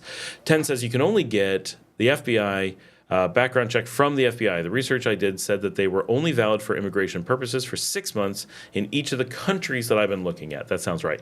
But I think, Tenbai, you can get it at the FBI office in the embassy, because the U.S. Embassy in Nicaragua has an FBI office. So I think that they can do it there. I mean, legally, I'm sure they can. But would they? I don't know. But there is. But going to the embassy does not imply not going to the FBI. Does that make sense? Retirement. Edwin's here. He says, hi, Scott. Ted says, can you recommend a legitimate channel or legitimate source of information about Bolivian immigration? I would like to do some looking at this now. Sadly, I do not. I certainly know a lot of Bolivians, but they're all citizens. I know some who have loads of neighbors from the U.S., but I don't know that they know them or would have any information about the immigration process per se. I have some conditions concerning my children. I have 3 daughters, 7 and under, and a money-hungry ex. And you think, yeah, I can see that being a problem. So if you move, okay. So you want to get your money away from U.S. jurisdiction for the ex, I assume. Okay. So let's assume the money needs to move somewhere. That's super unfortunate because it's very effort heavy, let's just say. But the shipping container, do you think that the family heirlooms and that stuff that you need to have in the shipping container, is that stuff that you feel would be at risk? Maybe so. Generally, that stuff is pretty safe. Desert says, hey, 10, does it have to be the FBI? My local sheriff department doesn't work. I believe it does have to be the FBI. Edwin says, today, because how do you define your local to Nicaragua? Edwin says, today, a fire took place in Mercado Oriental at 3 p.m. Yes, we were talking about that earlier. When the show first started, Edwin Allen had reported on that. Tenbai says, I was considering purchasing a house on the outskirts of town for cheap to use as a home base to find my farm or rural land. Why would you then using it as either a rental or resale or potential loss, but 30? So why buy for research? Because for 2 reasons. One, if you don't have a long-term holding plan, you don't want to buy in most of these countries. Selling is very, very hard. You may not be able to rent, especially if you're on the outskirts of town. You might, but you might not. The thing that would be best for you to do research would be something that's flexible. You don't want to be tying up resources in something that may just be a loss. Losing $30,000 or $50,000 is very, very reckless with limited savings. Right now, if you're bringing in $300,000 a year and you're like, oh, okay, I'm just going to buy this place because I don't know, I like owning houses, whatever. You have so much money, it doesn't matter. But when you're talking about, 1/20th of your nest egg being thrown away because you don't like the word rental, that's dangerous, right? Because you have to assume it will be thrown away. Okay, my kids are wild as heck and I can't guarantee they won't damage a rental. Okay, I get that. But that is a lot of money to put in because you have to assume you'll never sell it, right? Everyone I talk to has stories of, like, I just talked to someone whose neighbor had their house on the market for 17 years, right? Like, those kinds of numbers are real. I gotta let the dog out, but I'll keep talking. The numbers that you end up with are just enormous, potentially, of things for sale. Out where I live, which is in an area where, everyone says that they're really anxious to buy, but the reality is that nearly half of my neighbors have been actively on the market as long as I've known the region, which is not 17 years, but it is half a decade. And there's no movement. It's not going anywhere. And like one property that we've been showing on the channel and talking about for years is up for sale. Again, it only was off the market for months, right? Someone bought it and immediately turned around and said, "Oh, I don't really need this." Now they did some stuff. It's completely useless. Before anyone says, "Can I see it?" No, it's 100% useless land. I will not even bother showing you. Waste of time. But like, you can't do anything with it. But unless you have a solid business plan and it's intentionally part of your business, owning a house, especially as you're looking, because remember, let's say you come in here, right? You're watching my channel and you're like, Leon looks amazing. Scott's got it figured out. This is the place. Then you get here and you're like, oh, weather isn't what I thought. Oh, there's something I was imagining about the way that I was walking around town that made it just seem different. I'm not trying to skew the way the town looks, but I can watch people doing shows like mine indefinitely and then go to that place and be like, this isn't quite what I pictured, even though I've been looking at it, because two-dimensional images from a camera are not the same as actually being there. So you're not seeing the sky. We gave it a real college try, and we need to move on to the next place. So you just give up your rental, no harm, no foul. And are we having issues? I can't tell. I'm not getting any warnings, but I'm getting like a loading image over here. But this one is fine. But I had my streaming stuff pop up and give me some weird questions. So I'm just making sure we're good. Looks like we're good. I think we're good. And then you could be like, okay, now I'm going to go to Matagalpa and investigate there. And if you don't like that, then you can be like, okay, now I'm going to go to Hinatepe and investigate there. If you buy, then you're already making a whole bunch of decisions that you don't necessarily have to make early on. 10 says 50 grand for something comfortable in my own is what I've always had, and I don't think I can rent anymore. Would you also consider it reckless if I bought a farm that doesn't quite meet my needs, but that I could live in as I search for something more realistic? That would be really reckless, right? Because just in every situation, read it as, would it be reckless if I bought and could never sell? If you treat all of it as buy and just hold, and it will never make money, it will never pay for itself, you'll never get a renter, that could happen. So I'm not saying this is a worst case scenario, but the worst case scenario isn't that far out of reach. It really could happen. Because there's a lot of places that no one wants to rent. There's a lot of places that no one will buy. It's going to be hard. And if you did need to sell, generally, if you want to sell within 20 years, you've got to take a loss, right? Because they'll look at what you bought it for and be like, well, it's got to be less than that or you wouldn't be selling. So, what is the minimum a farm is going to cost, right? $100,000? $200,000. So if you're buying a house that's $50,000, you're buying a farm that's $200,000. You're now $250,000 in. That's 1/4 of your nest egg, all tied up in temporary research locations that you have to assume will not sell until your children are pushing middle age. So that numerically probably does not make sense. And if you want to be able to live off of the money that you have, if you're talking about CDs at 9%, taking a quarter of the potential investment amount off of that is going to hit you hard, right? It's going to be like, oh, I was going to make 90,000. Now I'm going to make, 70,000, which is plenty. Like, I'm not saying you wouldn't be able to live, but I'm saying that your buying power, your flexibility is going to come way down. So Jana says, hey there, I was downtown. I hear you were at El Sisteo earlier. Yep, I saw your husband as I went in. He was talking to Guillermo. Tenbai says, you were looping for a bit, but it looks better now. Okay. Did the sound stay okay? Jan says it has a couple of those circle things briefly. That's what this one did, but that one never did. I don't know. I've buffered a few times, nothing horrible. Okay, cool. Tenbai says I found 120 acres through some friends in Ecuador that I've also seen advertised, $57,000 with a 2-bedroom house that's functional. It's not big enough for what I'm looking for, though. I assume you mean the land is enough that what you're looking for, but the house isn't enough. But I was thinking it might work temporarily for a couple of years while I find exactly what I want. Would it work for a couple of years? That part, maybe. But, so 2 questions. That sounds like a really good price if the house is truly going to be functional. Is tying up $57,000. So if you buy this farm, right, what are you going to do on that farm? Are you going to farm it for a year or 2? Probably not.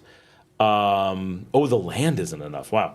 Right. Are you going to be farming it? Are you going to be putting in all this investment into farm equipment and farming and all these things and then be like, oh, we found another place, sell this farm, we're halfway through a crop. What's your game plan there?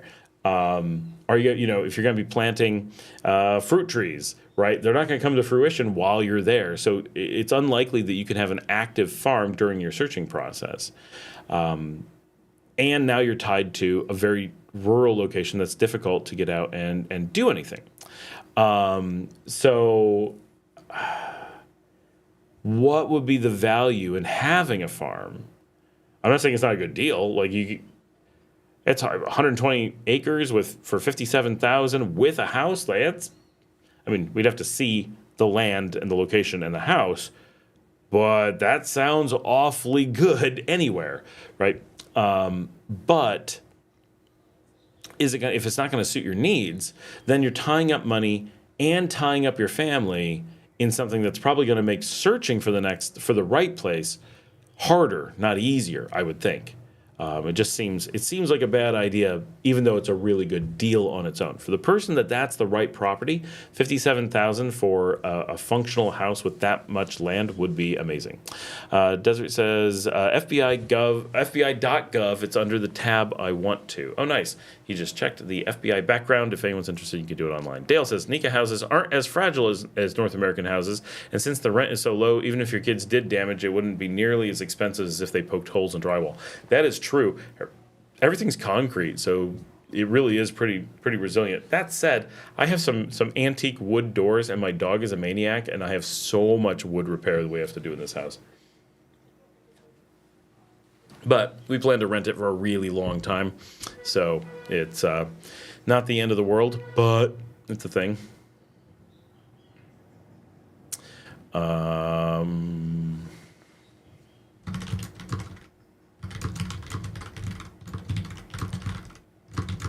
People love to send me audio comments on WhatsApp all the time, and I'm like, I'm always recording a video, or, it's Thursday, I'm on the live stream.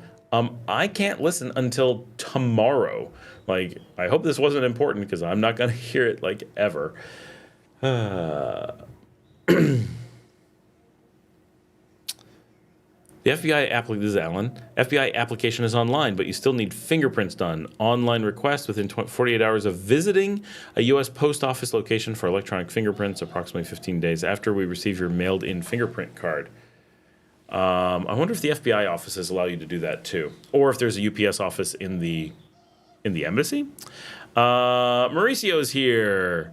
Tenbai says for the FBI background check, so you can get the fingerprints done in Nicaragua and send them on a card. Everything just adds cost, and they nickel and dime you to death. Oh, that's too bad. I don't remember doing the fingerprints. Maybe they already had mine. Oh, FBI said you don't need prints. I mean, they already know, right?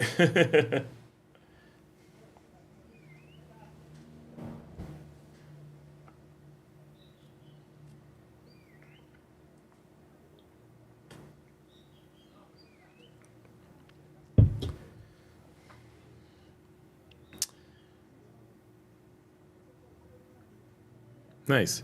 You did prints at Interpol. You're right, Alan. I did prints at Interpol. That I remember, though. I just don't remember the FBI doing it. Luke says FBI is no longer doing fingerprint cards appointment via live scan at USPS. Interesting.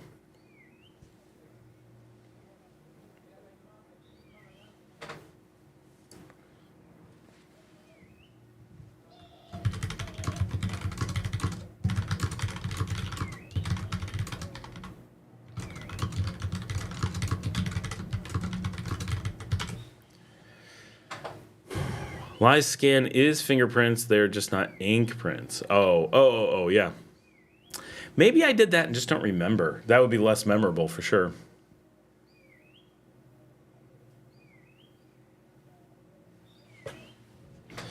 They're talking about Carne on the expats group.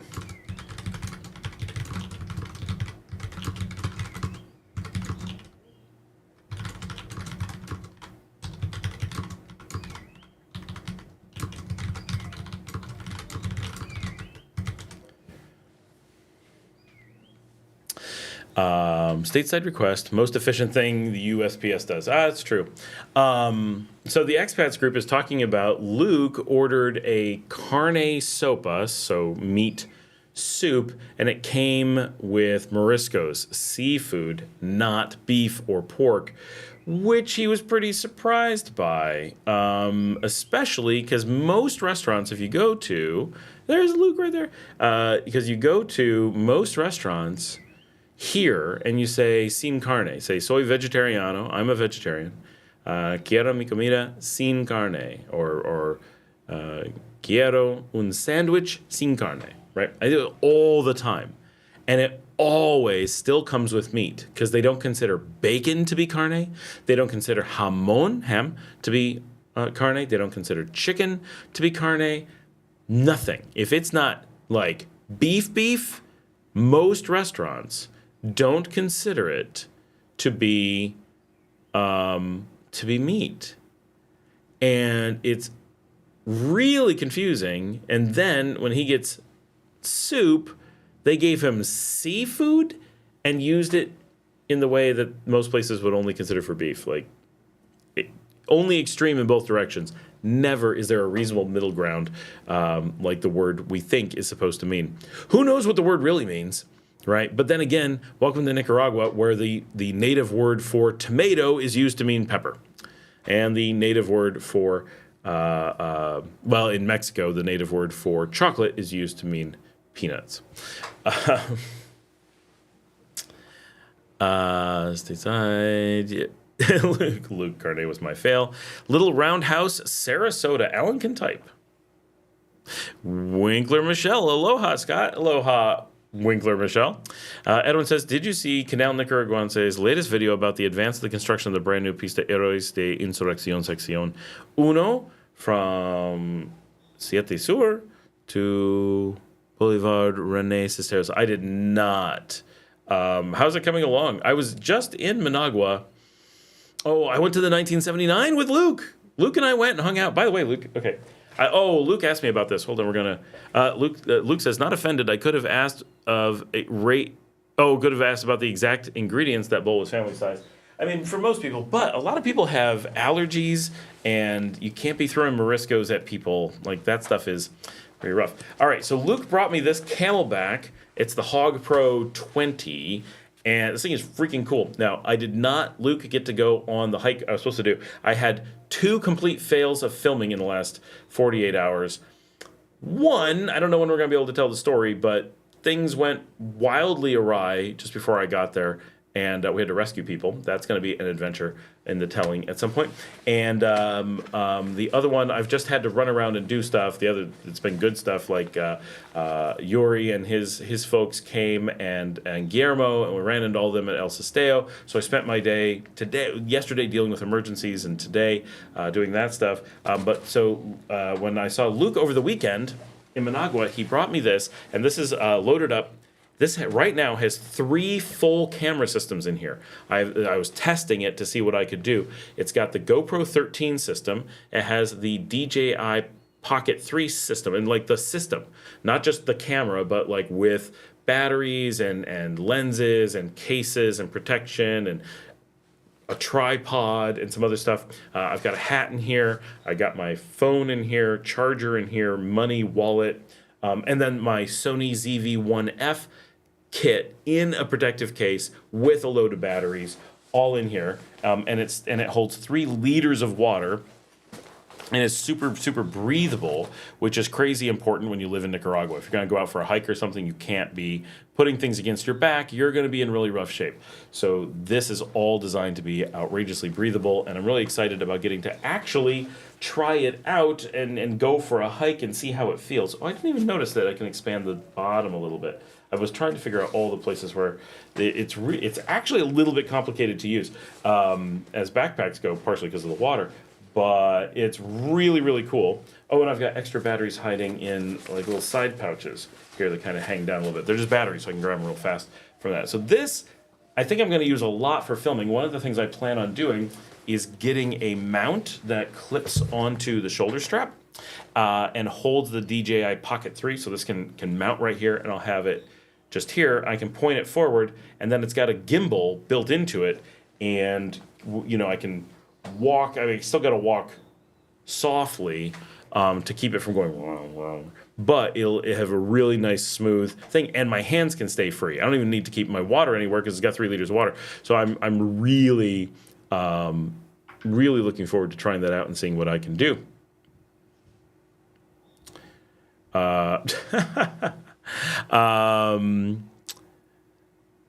Edwin says they added new grass layers onto the Najapa Mall, also brand new traffic lights. Ooh, new grass layers at Najapa. Interesting. Luke says 3-mile march with mine in Managua today. Kicked your butt. Nice. But I hear Managua is not walkable. We'll get to that. Edwin says, even if, actually, Luke, we should do, actually, now that you're doing your own show, Luke, we got to get you on the show and actually do some interviews. Janet's cat is typing to us. That's awesome. Is it Mork? Is it Mindy? Who is it? We got to do some stuff and talk about walkability in Managua, because it really is quite walkable, especially during the day. But even at night, like, there's a lot. Yeah, so I'm talking to Eric, who has his show blowing up in South America right now, and he said it's better to say sin proteína than sin carne, because carne often means beef, and proteína covers most meat choices I've noticed. The only problem with that is I don't want to be minus moriscos or fish or tofu or cheese or eggs, which are all proteína. So I'm not sure that works, Eric, because it's just the carne that I want to get rid of. It's the only word I know that covers the things without covering the other things.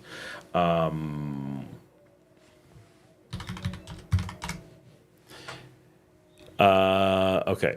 Edwin says, even still, if 5 months left to be finished and then begin construction works at Section 2, Barrio René Cisneros to Casimiro Sotelo University, the former UCA. Yes, I'd come through that section a lot more often and get to see it. Tenbai says, my cat and dog both usually choose to send inappropriate things, and I'm positive no one believes me.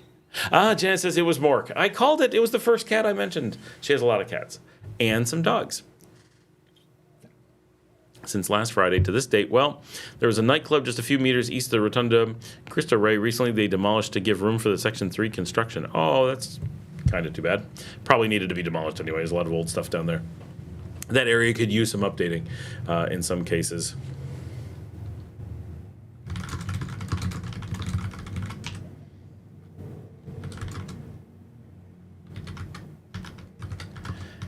on the expats group, I'm going to throw this over here. The question was, if you have some health certificate or degree in the United States, is it considered legal to practice in Nicaragua? So, no.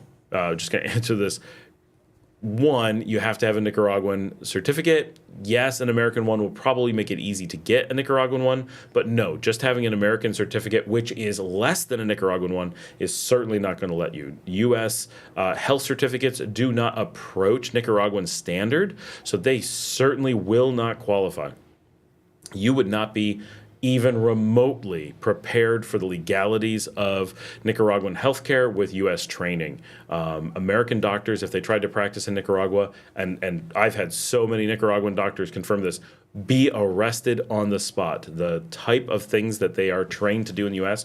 are considered criminal in Nicaragua and the developed world, and so they are not able to do that at all. Now, with that training that they have in the U.S., could you get additional training in Nicaragua to get up to par? Yes, but you'd have to go through probably quite a bit and get recertified. So that'd be kind of a big thing. And you would have to also, in addition to that, get permission to work. So you'd have to come up with a residencia that gives you work permit, which is very hard to get, first of all. And you'd have to have that degree and get it in Nicaragua. So there's a lot of steps, and all so that you could make like no money. Like it's such a, none of it makes any sense. There's no reason anyone would ever want to do that. Luke says, but telehealth from her back to the States would work. Yes, yeah, an American doctor can practice in the U.S. for sure. Alan says, nightclub in Nicaragua usually means strip club. Discoteca is usually dance place. True. Edwin says, every Managuas made a lot of videos seeing Managua council workers turning to that iconic nightclub to rubble, and even the national media talked and gave live coverages. Oh, that's funny. Which nightclub was it?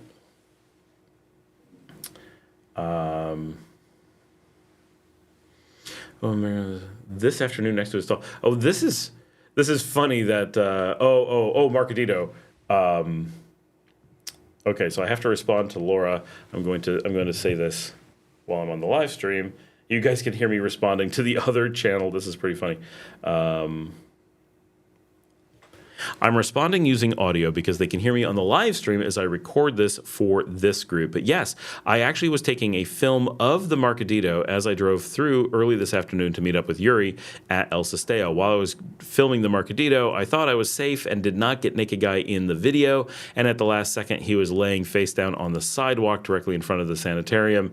And of course, I got him on video. So funny enough, I got to El Sesteo and they asked me if I had seen Naked Guy that day, thinking they were just being funny. And I was able to pull up the video and be like, yes, he ruined my video that I can't post now of the Mercadito drive-through because he was hiding in the shadows. But clearly you could see him on video and they were dying that I just happened to have the video running and have just recorded him like 30 minutes before they asked. It was weird, though, that he was laying face. I've never seen him just laying face down in the market like that. Winkler Michelle, how's your friend John doing? He moved there a few months ago with his dog, and you were helping him. I think you mean Jimmy? Wiggy says, hello, Scott. With the return of Nicaraguan citizens from the USA, how do you think it will affect the rental market? Honestly, at this point, I don't think it's affecting the rental market. In time, it might, for sure. But at the moment, we're not seeing that many return. That doesn't mean we won't. Luke says, sanitarium. I told you to say you worked in a Tony Montana.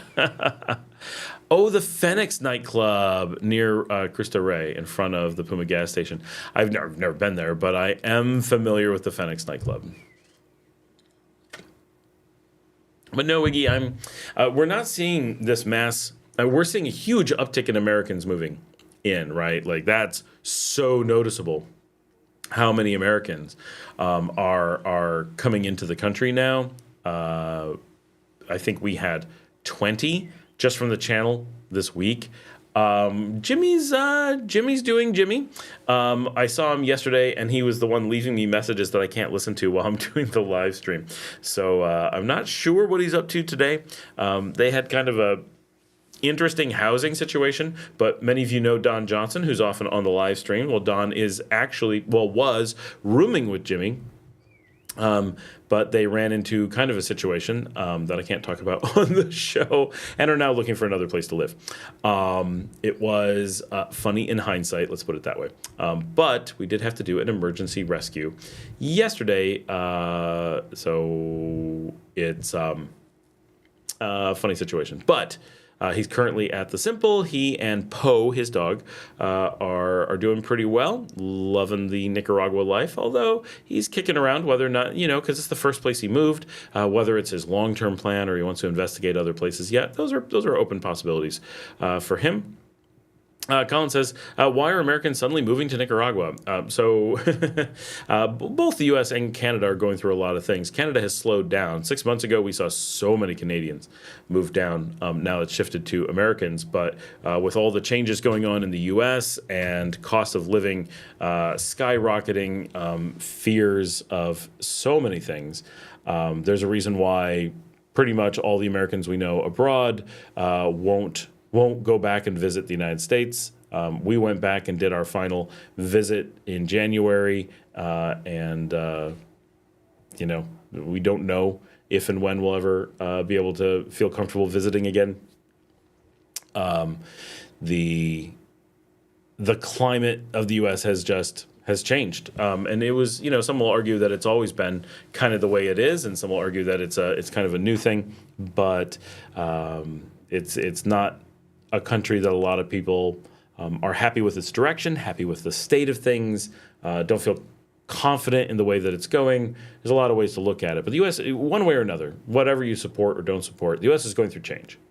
Change means people are feeling at risk. All people, it doesn't matter, right? Oh, we're going to change tables at the restaurant tonight. Yeah, I know you've settled into this one.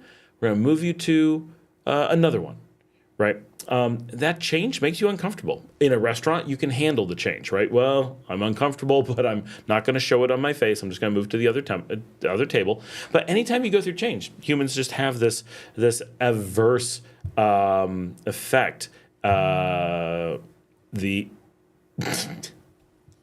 Sorry, reading the other channel about naked people on the street today. It's too entertaining. So when you go through a national change, right, government, policy, economics, investments, whatever, you have people who are afraid that their safety will change, that their freedoms will change, that the look and feel of their world will change. One of the biggest ones is that their jobs and career opportunities will change. Their educational choices will change. Any success that they've had, maybe it'll be torn away. Doesn't seem likely, but that's the fear people have. It doesn't matter. Fear does not have to be logical. It rarely is logical, right? People are afraid of sharks, but not of hot dogs. But guess which one kills more people, right? People are afraid of going outside or going to parties, but you're much more likely to die staying home, taking a shower, and slipping and falling. That's how you die, right? We don't really think about so many of these things as scary that actually kill us, but we think of sharks as like really scary. I've never known anyone to be even bitten by a shark, let alone die from it. But I do know people who've choked on a hot dog. They didn't die, but they were a step closer, right? You have to encounter a shark to be bitten by one. That change, for better or for worse, is triggering people to want control. So this is so change creates fear, and the fear of change makes us crave a manner of regaining control. And one of the ways that we can really exert control in a situation like this, where a government is involved, is relocation, is becoming an expat. When you become an expat is the one time in your life. Once you become an expat, the whole rest of your life is that time. But by becoming an expat, you are taking control of your situation with governments, with countries, with where you live, like all these things. Suddenly you're grabbing control. And so imagine someone who's in the United States, imagine they're in anywhere, La La Land, right? Not the United States. They're in some place and the government does something and they don't agree with it. Doesn't matter what it is. They're like, no, I don't like this. But everyone around them is like, we do. You got to do it because that's how the life works. 9 out of 10 people want to do this. You've got to do it. We're all going to go completely on to soy burgers. The whole country is giving up meat. Tomorrow, live with it. You're like, no, I want control of my life. Not just the hamburger thing, but the general sense. These 90% of people around me don't agree with me. This is not the place for me. It doesn't matter how much I voice my opinion. It's not their opinion. And so many of the things that you do in a country aren't about right or wrong. They're about opinion, right? What if we want to have a free market economy? That's not right or wrong. It's an opinion as to what you should do. What if we want to have the government control the economy? Again, it's not right or wrong. It's just a different approach. And so if the approach, the opinion of the people around you don't match what you want, it doesn't matter how much you want it. It doesn't matter what you do. You won't get it. You won't get to live in the place you want. And so the one way you can get control of that is by moving. That's the vote that matters. It's the vote that you have control of. And so when there's these changes or fears, people resort to this form of control through expatriation. I like expatriate a lot better, is really prevalent as an answer. And so for a lot of reasons, you're going to see people flooding out of the country. Now, everyone can give you a list of the reasons that they feel people are doing it now, and we hear them, right? People are very scared of being locked in the country. People are very scared of being rounded up and arrested. People are very scared of, education going down the tubes, all kinds of things. They're very scared of massive pandemics being engineered. They're very scared of economic collapse with no way to mitigate it. People are very scared. I mean, they're starting to talk about land wars at the southern border, inbound land wars, right? These are not things that people necessarily want to sit around. And even if it's a 1% chance, that might feel like way too high for some of these things. And so people want to get to some place. And given that the other thing is, regardless of fear, right? Let's say you were an alien and you were being sent to Earth, but you had really good information, right? You're an alien with Wikipedia. And as you're coming to Earth, they give you a wiki page about the country that you presume you're from, right? So for me, here's the United States wiki, but it also gives me the Nicaragua wiki, and a bunch of others. Well, if you're an American like me, if you grew up in the United States, you have all this pressure to stay in the United States. I don't mean like people are mean to you. I mean that, I know I like the food. I know how to use the bank. I know how to drive places really comfortably. I don't worry when I get behind the wheel of the car. It's just second nature. I know how to talk to people at the bar. It doesn't matter if it's not perfect that I could imagine a better place. Everything's comfortable because this is what I grew up with. And I can tell you, I was in Western New York just recently, and the degree to which, even compared to being in Texas, just being back home about 11 miles from the farm I grew up on, walking into a coffee shop, instantly my ability to instantly banter with every person around me was so much stronger than any other place I go. Not because people are more friendly, it is a friendly place, but because the slightest little body language I understood, the slightest intonation in the way people spoke, I understood. It was so easy to communicate and to feel everything and just convey ideas because they have this body language we all shared growing up. And in Texas, it's far enough away that it's different. And another country, even more so. And so it was really interesting to me how much that was there. And those things, those comforts of food, you know your way around, you don't need to read a map. I can go anywhere back in Western New York. I don't need a map for any of it. It would never occur to me to look at a map, get GPS before I go. What are you talking about? Just get in the car and go. We know where everything is. I know where every restaurant is. I know when they're all open. Right? Those comfort things, they tie you to a place. Very few people want to get out of their comfort zone just for the fun of it. And then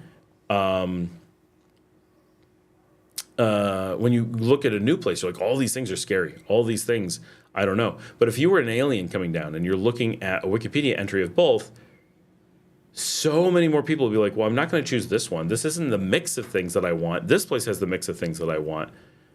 It's only because it's so familiar, so comfortable, that people choose it. So when you take a situation like the U.S. has now and you break those inertia bonds, that feeling of, well, everything's comfortable because it's always been this way, and even if it's not good, it's what I'm used to. Suddenly, it's not. America now is not the country that I was used to as a child. It is not the place my father knew as a child. It's not the place that my wife knew as a child, or even as young adults, as professionals, right? That world has changed. And so when that change happens, good or bad, that comfort goes away, and you're suddenly like the alien who says, wait a second, there's a new United States, and this is what it looks like. And then there's Nicaragua. And I'm not comfortable and familiar with either one. So I might as well just evaluate them evenly and choose which one makes sense for me. And so when you do that, when you reset and don't have those inertia bonds to hold you in the country you started off in, you're so much more likely suddenly, with nothing else happening, just change, not good, not bad, just change. You're so much more likely to pick a new place, because what are the chances you were randomly born in the best place? Very low for you, right? The best place for you is almost certainly somewhere else. There's there's almost 200 countries in the world, so that means there's a 0.5% chance, and that's really averaging in a really bad way. 0.5% chance that you'd be born in the perfect one for you. It's just not likely, and so that alone causes a lot of people to relocate. Desert says, and the food here will kill you. I mean, even the vegetables have so much pesticides on them. Very true. Colin says, just curious if more liberal-minded people escaping Trump. You would think that. And I'm sure that is a situation that happens. I honestly notice more conservative people moving abroad than liberal that I directly interact with. So it is absolutely true. There must be liberals who are doing that, but it is not the trend that I notice on the ground. Desert says, maybe for me it's the cost of living, plus seems like everyone's pissed off here. That's a big thing. I just want to live in peace and enjoy some life and be happy. I'm with Luke. It's a long list, but I mean, just look at the fentanyl problems and stuff like that. Colin says, that was a pretty diplomatic response, probably to me. Desert says, sorry, didn't want Scott to strike out and break the camera. Luke says, I spent nearly 20 years working with various government agencies, lived nearly 40 years in an enclave state. I don't see the quality of life of the U.S. going in the right direction. Carlos says, how was the pandemic in Nicaragua? So I'm going to jump back to that just because these other comments are part of the previous discussion. Desert says, yes, sir, I did the military thing and worked for FPS. Desert says, auto type doesn't always work. Luke says, 3.5 in Las Piñatas just now. Oh, earthquake. Must be a tiny earthquake in Las Piñatas. Janet says, last class of the day at 6. Tommy is in the office with me. Oh, sweet Tommy. So Carlos says, how was the pandemic in Nicaragua? So I was here during the later half of the pandemic. And, at the time, there's a lot of things that people didn't know. And a lot of what happened in Nicaragua was what was required, not what they wanted. So we don't know what Nicaragua would have done with unlimited resources like the U.S., right? What we know is what Nicaragua did with what it had. And so what Nicaragua did, they did not lock down. They kept everything running, which was really important. It kept the country functioning. In the end, it turned out they made the right judgment call. Did they do so for the right reasons? We don't know. We don't know why they did what they did. We don't know why other places did what they did. Maybe some places people know, but we don't know. Nicaragua ended up making the right call, keeping things open, minimizing impact. It's a country that's very fresh air. We don't have a lot of air conditioning. It's already very warm. People already have the windows open. The natural behavior of Nicaraguans already makes it much safer than other places in a pandemic. So it already didn't have to worry about things like the U.S. did with big cities, big high density areas with air conditioning. Like that's the worst thing. I was talking to doctors about it. I'm like, yeah, Nicaragua seems like it would be naturally a lot safer than the U.S. because of all the fresh air. And they're like, oh my gosh, I hadn't even thought about it in that way. Obviously, they they knew fresh air helps, right? Open air, distance, moving air, all those things help. But they never thought about the fact that normal life in Nicaragua was always in fresh air. Normal life in the U.S. is always in enclosed HVAC. Go to an office in Nicaragua, chances are it's going to be open air. Go to an office in the United States, it's guaranteed it's not going to be open air. So that makes a huge difference to people and pandemic spreading. So, got to get the dog again. Every little while, got to get the dog. The big dog is on her giant bed, sleeping away. She's the big lazy dog, but the little dog's here now. He's here to hang out. Yeah, you're the little boy. I'm going to put you on the show. Come here. Come here, be on the show with me. Yeah. You're everyone's favorite guest star. Yes, you are. Here he is. He's got a little cough, but he's been getting better. Oh, it doesn't sound good. He does stupid things and scratches up his throat. But he's such a good boy. He is. You're such a good boy. This is Clive. He's our baby. He is 4. Hi. Hi. You know you're on TV? Do you even know? You don't think you know. You're on the screen over there. You can kind of see yourself. Yeah, you're the handsome one. Yes, you are. And they didn't do vaccines early on because they had none available to them. So they had no choice. They had to go without vaccines. And the pandemic ripped through the country pretty hard. I was here during Delta strain and later. I was here before Delta, but I was here. It was the first really big wave that I got to witness was Delta. And we on the beach were pretty much not worried about it so much. But we definitely lost a lot of people we knew, family members. We lost a lot of the indigenous community. But there were no vaccines, so there's nothing we could do. He's being so snuggly. It's very hard to do this with a little dog. But he's the baby. Yeah, you're the baby. And then as the vaccines started to become available, they started to make them available to people, but they had to really be careful in doling them out because they were very limited. They didn't have enough supply, and they didn't know how much was going to come. So for a little while, there was not much they could do, and the death rate was still quite high.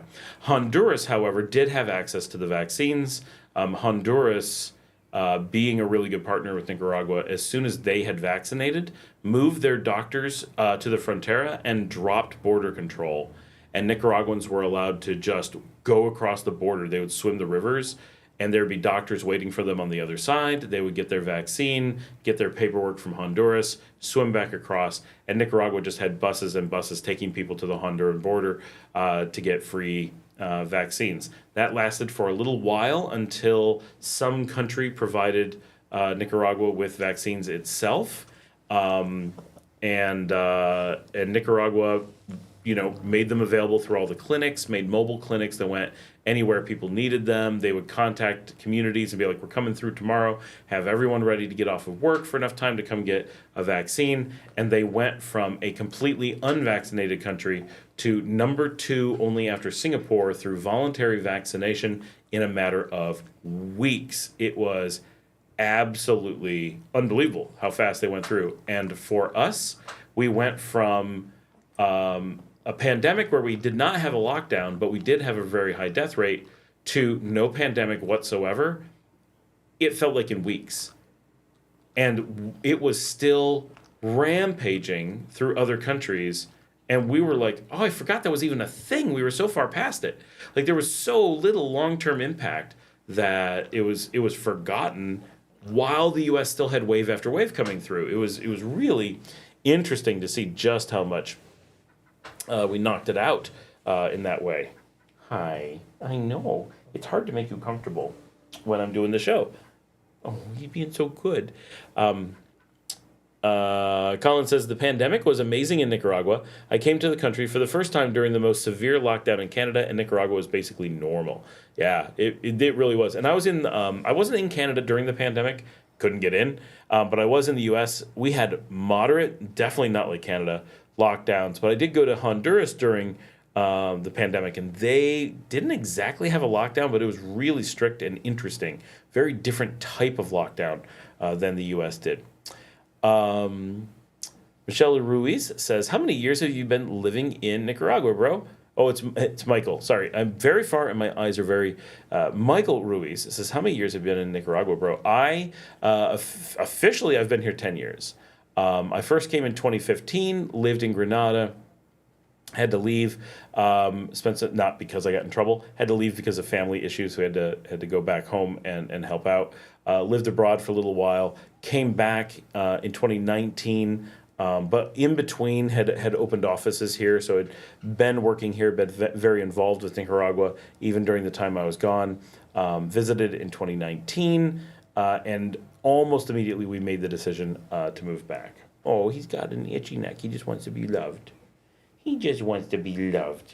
Yeah. Oh, I got a kiss. Yeah, you're so sweet. Audio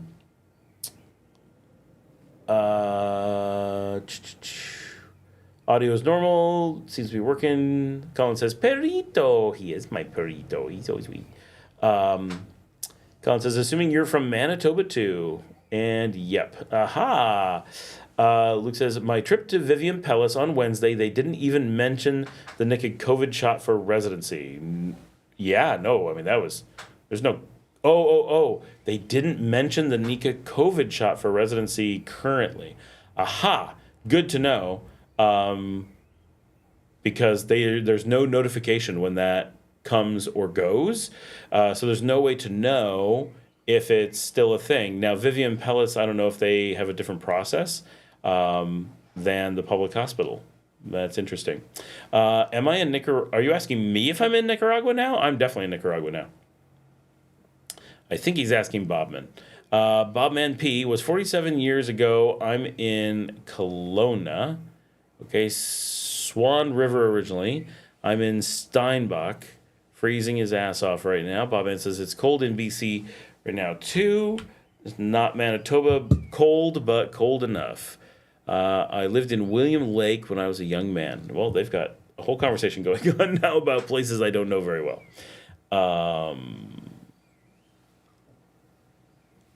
Oh, my dog got down. You can't see my dog anymore. He's still on my lap, though.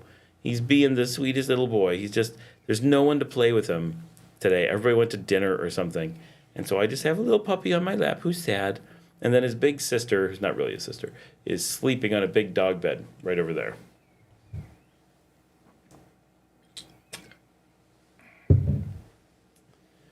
Oh, now you guys have gotten quiet. Clive is precious. Thank you for sharing it with us. Hopefully he heals soon. He's been getting better. It's probably, he does things like he eats sticks and coconuts and yucca. Yucca will really scratch up his throat. He's not the smartest of dogs, but he's all love. He's all love, yeah.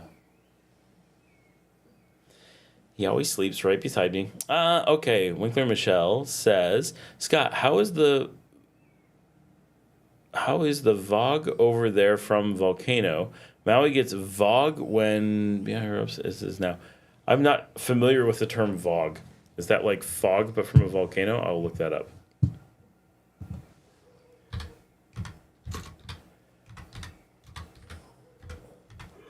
I'm yawning, I'm sorry. VOG is dense VOG, as seen from...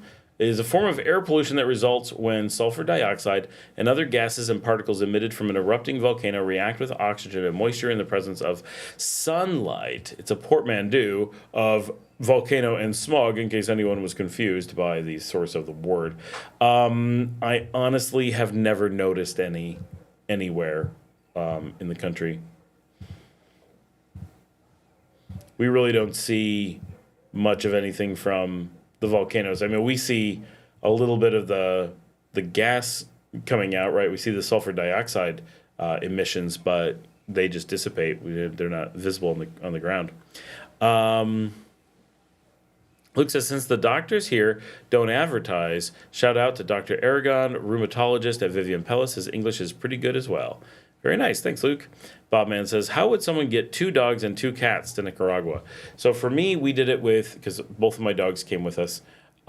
We did a private plane. This little one, he could have done a lot of things. He's pretty portable as dogs go. He's a little tiny Boston Terrier that's the size of a Chihuahua. Yes, you're little. And his big sister is a lab blue heeler mix, so she's kind of like a dingo. She's very, very sweet, but super nervous. She could never fly in cargo. She can never be crated, nothing like that. Can't even consider it, not for 5 minutes. She will lose her mind. She will have a heart attack. It'll kill her. Plus, she'll destroy all kinds of things.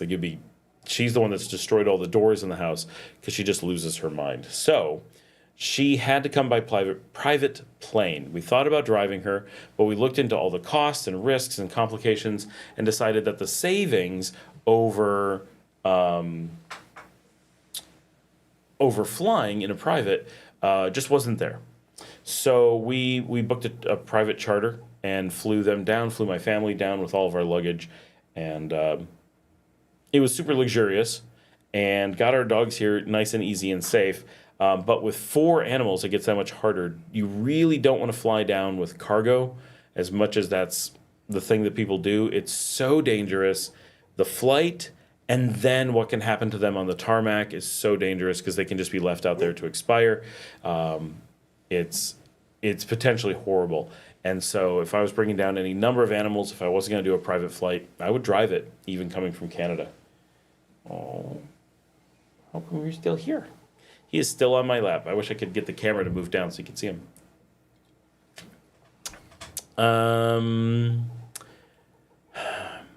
Colin says, are you in the WhatsApp group, Bob Man? No. WhatsApp?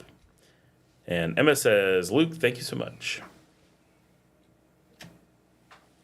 I really need some caffeine. I had very little coffee today. And I have had a few beers. Oh, are you getting up, little boy? Let me put you down. Okay, here he is. He's going down. There you go. And he's coughing again. Of course. Poor little boy. Oh, here's the big girl. You want to come up? You want to be on the TV too? You're jealous. Come here. Come here, sweet girl. I'm going to turn you around. You're a good girl. Come. No, pick you up. Yeah. Oh, she loves to be picked up. She's a good girl. This is my Mia. She's the blue heeler. She's a baby.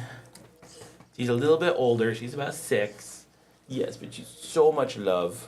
A little bit crazy, but so much love. Yeah. Yeah, you like being on TV. You're famous. You know it.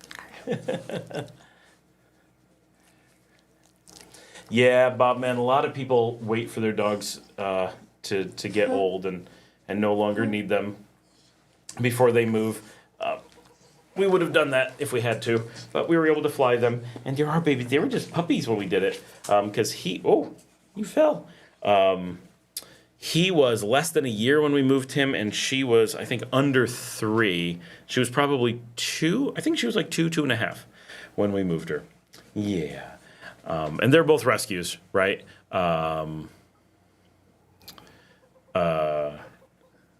They were... she was a multiple rescue. We got as a tiny puppy, but it was a last minute. We need someone that we worked with the Boston Terrier Rescue. Sometimes you'll see my Boston Terrier of Dallas rescue shirt that I wear on the vlog. That is the rescue that he came from. They call us at night, and they're like, "We know you're good with dogs. You've had the tough fosters and stuff. We have a little puppy that needs a place to go right now." We're like, "Bring him here. We'll take him right now. We can foster him right this second." And they just drove over to our house with this itty bitty little dog. Like he was like this. Literally this big. He was so tiny, and we're like, we could never give this dog up, and so we adopted him out of the foster program that we had him in. That's the advantage of being a dog foster. You always get to take the dogs first.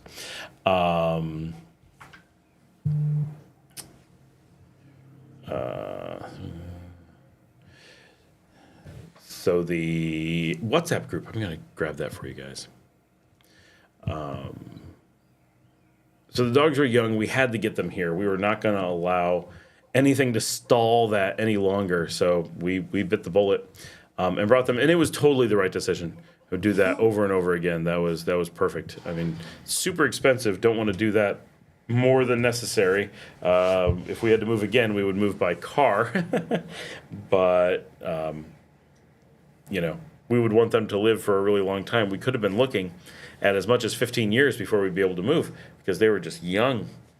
And they're so happy here. Now, we've done a lot to take care of them. You know, we have a big yard. You guys see them on the videos. They run around like maniacs. They have all kinds of space. They're always with us. They sleep in my bed. You know, Mia's always got her head on my pillow. They're very snuggly. They're always with people.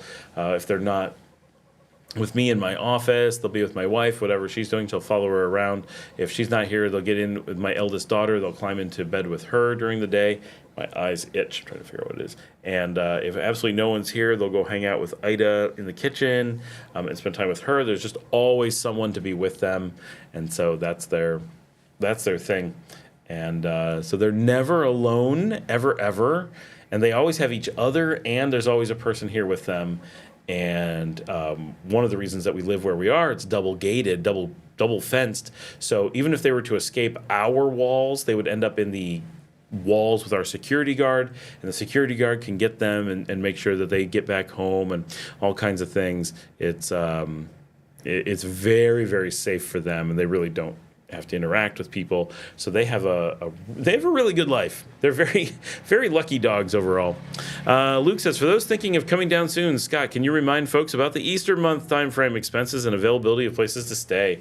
So what he's talking about is Semana Santa, which is what they call Easter here. It's the Holy Week, but it's actually the Holy Weeks. It's at least 2 weeks of non-stop party, because that's how Nicaraguans do a holiday. So this is the largest holiday of the year, Easter instead of Christmas, and everything fills up not because people are coming into Nicaragua. No one does that during, it's in April. I don't know the exact dates because it moves every year, but because all the Nicaraguans go to other parts of the country. And when you do that, everyone needs a hotel. So the whole country becomes Nicaraguans staying somewhere other than their main home, which is cool if you own a hotel. If you're on the beach like us, it's a super popular thing to do. But we go from low occupancy to 100% occupancy overnight, and really quickly. There's not enough room to put everyone, and so you end up with very, very, very full hotels and prices quadrupling. Right, things that you'll be like, this room will be $50. What do you have to worry about? And you get there and realize it's $200 for the night, and there's people offering more because they're like, we got to get in. We have nowhere to stay. We want to have a hotel room, and so during those weeks, really a good time not to come to the country. It's also immediately followed by the April doldrums, where the wind just kind of goes and it gets warm, and it's not an ideal time to be in the country. It's where all of us really wish we could do some international travel for a couple weeks and just get past it. So that's an important thing to be aware of. It's the one time of year that we recommend not coming. The whole rest of the year is like the same. 11 months of it's all the same to me. I wouldn't be particularly concerned one way or another what time I was coming. But if you were coming in April, I would very much be like, if you can avoid it, do it. If not, but you're not going to get the same experience that we would hope for otherwise. Just everything's going to be busy and expensive and mobs of people. So you go out to the beach and it is packed. So many people out on the beach. But you come the other 11 months and you have the beach to yourself and you have all this beautiful open space. And everyone's off work. So it's all these people just flooding out into the economy during that time. I think I'm going to step away and grab caffeine here for just a second. And see what's going on in the other room, just to make sure no one needs me or anything. But I'm going to be real fast. I just want to get before my eyes start drooping, because it's been a busy day, and we are doing a long live stream. And I'd like to mention, we are still only at about the time that we sometimes start. The very late starts. I try very hard not to start this late, but I could, and many times we do, and I'm glad that I've kind of got this into a pattern, so I can hook up fast, and it's Thursday, and everyone's starting to be like, okay, we gotta give Scott space and time so we can get the live stream going, and that has made a really big difference, that my family and everything are becoming aware that this is just what we do on Thursdays, and they need to be not bothering me and asking me for things after about 2 o'clock in the afternoon so I can get all set up. And And while we only managed to get started at 3:30 today, or 3:45, whatever, it's we're making it a regular thing that we're getting it earlier. But I am on the tired side because it's just a long thing. Plus, I have to sit here. Like, it's really hard to get up and move around and do things. I kind of just sit and talk, which sometimes works out great, and sometimes I get a little bit antsy. Like, I'm like, I need to be moving. So I will be right back. I'm going to type this. Be right back, grabbing a soda.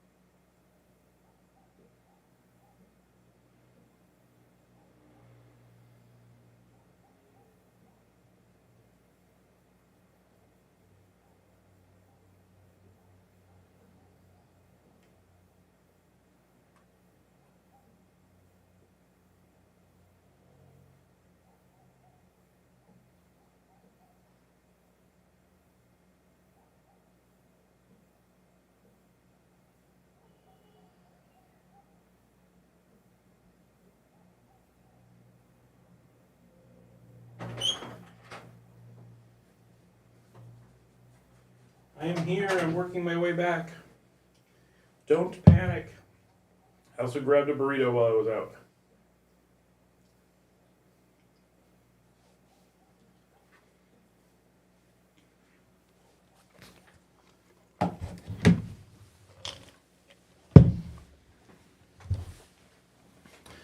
My dog is suddenly very interested in a burrito. Bobman says I could walk them down. Everywhere is walking distance if you have the time. It's true. Elton bicycled down from San Francisco. Oh, I skipped things. Okay. Luke says, Scott, you're a big baller here. Why don't you have a mini fridge in your studio filled with Tonia sodas and Florida Candy seltzers? That's not a bad idea, actually. Why don't I do that? Really, because they use a lot of power, and I don't need to do that. But now I have a Pepsi Max, sugar-free. That actually, came into focus. I also have a burrito, sugar-free. It's a breakfast burrito, if you're wondering. Oh yeah, the Pepsi snapped right into focus. Very nice. I covered up my face really well with it, so it handled that well. Colin says, period. I'm going to respond, comma. Having a fridge in here would be cool. What I really need is a producer, though, who is here and runs and gets me things. Where is Marcella? She needs to be here. She is in Managua, but she should be here tomorrow. I believe.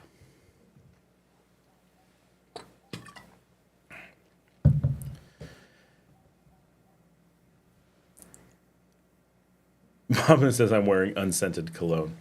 I see. I'm going to take a bite of this burrito. Sorry, everybody. This is my dinner. I did have a really good lunch, but I had no chance to eat anything except for lunch today.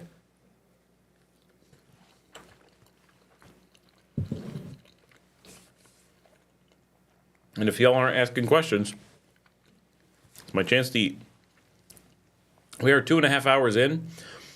Some shows are just people eating on camera, so we're gonna give you some of that experience here from time to time, just so you can have a broader range of experience. We try to take care of everybody here. I also discovered so I'm very far behind on things. How many people here watch Letterkenny? I want to know. I've not seen it all. I've seen a lot of Letterkenny. I was binging it before I moved out of the U.S. and then I forgot about it once I left. Well, I now have all of it, and I discovered that they made a sequel series or a spin-off called Shoresy, and I'm working on getting that as well, so that I can go through the whole saga. So I'm wondering, how many of you watch Letterkenny and Shoresy and that stuff? It's kind of an eclectic show in a way. Luke says, sure you don't want to teach your girls U.S. work ethic and be an intern, i.e. work for free. Well, Lisa was working the other day on the show, but it's hard to get her back. She's like, oh, that was fun, we should do that. And then every time it's like, I don't want to do that. I'm like, come on. It's when we get to hang out. And like she sits over and has a desk and does her own thing. Like I don't know. Seems like it's fun, but guess not. While I'm doing this, finding TV shows that I want. That's a good use of my time.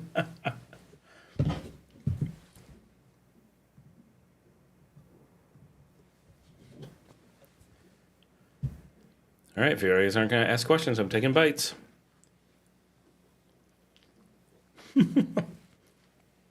Nothing worse than eating on camera.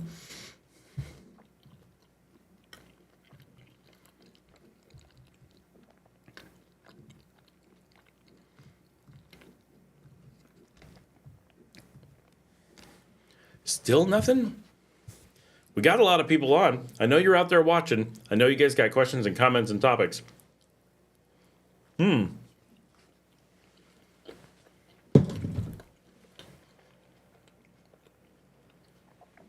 All right. Bob Mann says, how much scrutiny does the border people go through when you move stuff down there? So, a lot. Nicaragua is famously some of the toughest security at border control anywhere. Like, it's really noticeable. They joke here about how they just wave you into all the neighboring countries. Here, it's an hour of inspecting everything. So if you come down in, oh, there's the little dog. He's like, wait, I heard you have a burrito. He's standing up on his hind legs with his ears up. He's being so cute. I wish you could see him. Yeah. They scan your luggage. They look at everything. We came in from Argentina with cookies. They went through every cookie to see what was going on. Oh, Larry's here. Just jumped on. The burrito looks good. It is. It's a tasty breakfast burrito. Thanks to Ida, who Larry knows. Oh, Bobman says, so say if I bought an IPTV box, would they take it? No, they don't take things. That's not a thing. I mean, if you bring something illegal, they don't take your normal stuff. The only thing is that in some cases you have to pay an import tax to it. So, but an IPTV, I guess the first question is, one, is that really something you want to bring rather than have here? Potentially, maybe it is. If so, I mean, that's a normal traveler thing. People travel with IPTV stuff all the time. Like, I travel around the country with stuff, right? Oh, I'm going to be in a hotel room. I don't want to watch what they have. I want to plug this in and be able to watch what I have, right? That's a normal thing to do.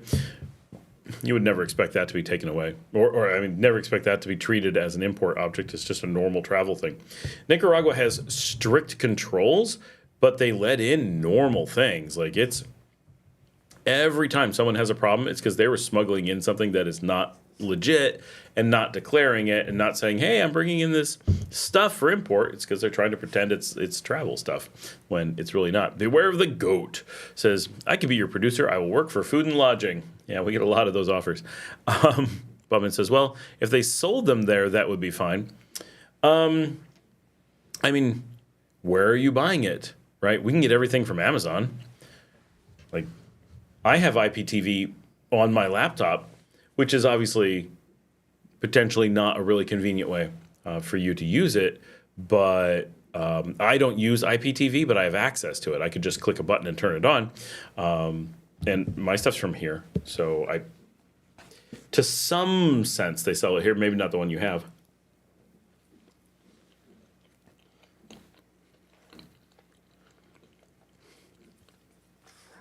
My dog goes and lays down. And as soon as I take a bite, he runs back over again.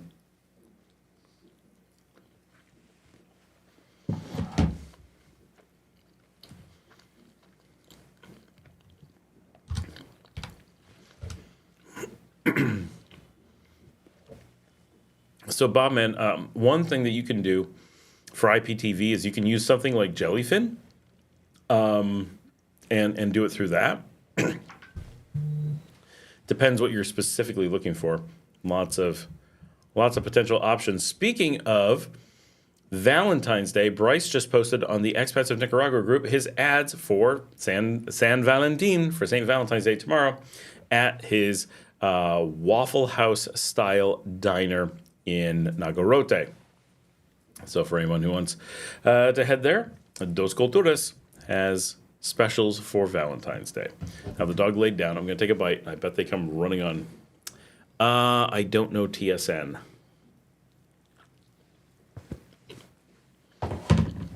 I'll look it up.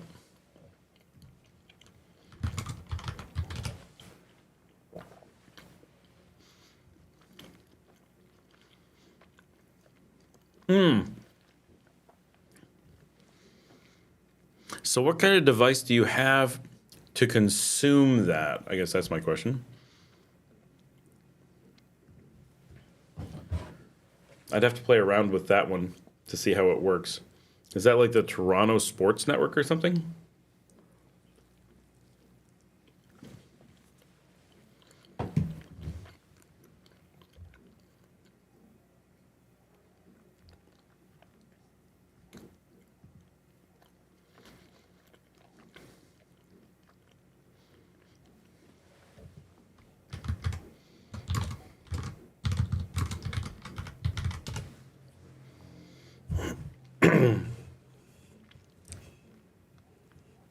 I'd have to play around with TSN. On a quick search, I don't see whether or not it works on the one that I have, but it just happened. A formula, the sports network that carry the CFL. A formula. Oh, I see. So what kind of IPTV device do you have in order to connect to them? The one that I use is Jellyfin, and a lot of things work with it.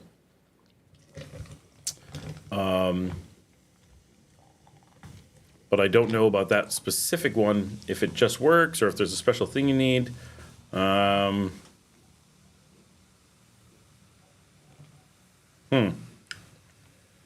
am not sure. But ITV in general is just available. It comes down to the programming. Well, yeah, but it's normally there's a stream that you just put into the settings, and it's able to show it as long as you are able to log in or whatever. But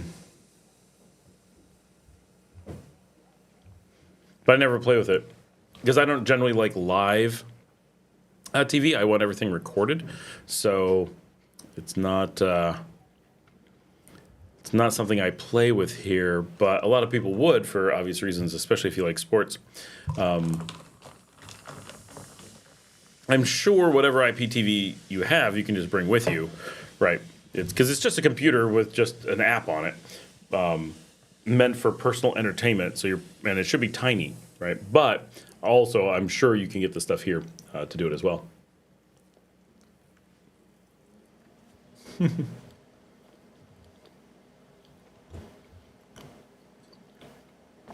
I'm looking at the ways to stream.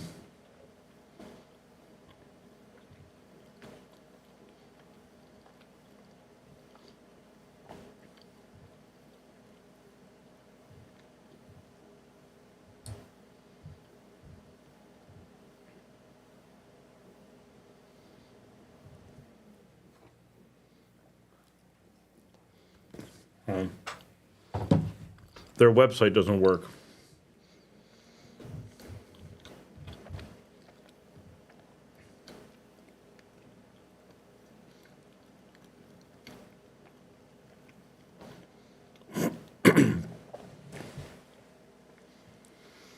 Given the broad support that it has, I suspect that it would work really easily. Clive!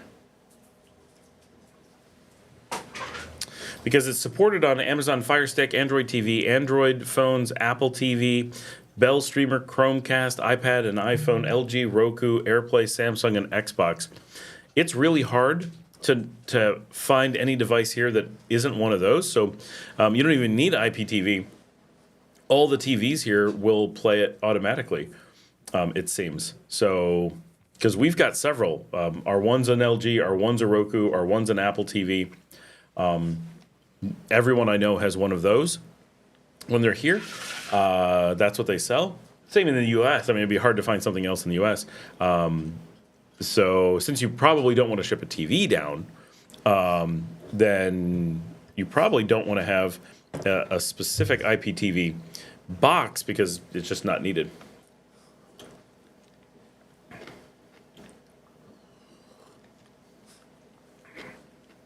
Not that it isn't fun to have or whatever, and not that I don't think you'd be able to bring it. Oh, and there goes the dog again. I let you have a couple pieces of potato, and now you want to leave your potato. Yeah.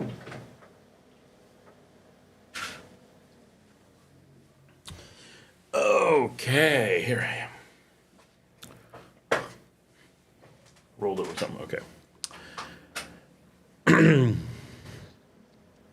MS says, I went to my refrigerator to get 2 pieces of American cheese because you made me hungry. It looks really good. I hope you enjoy it.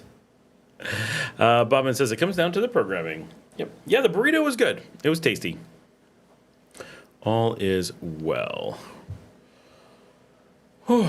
We've been on for coming up on 3 hours, and now you guys are getting quiet. Chat rate 0. That's YouTube complaining right there. Get chatting.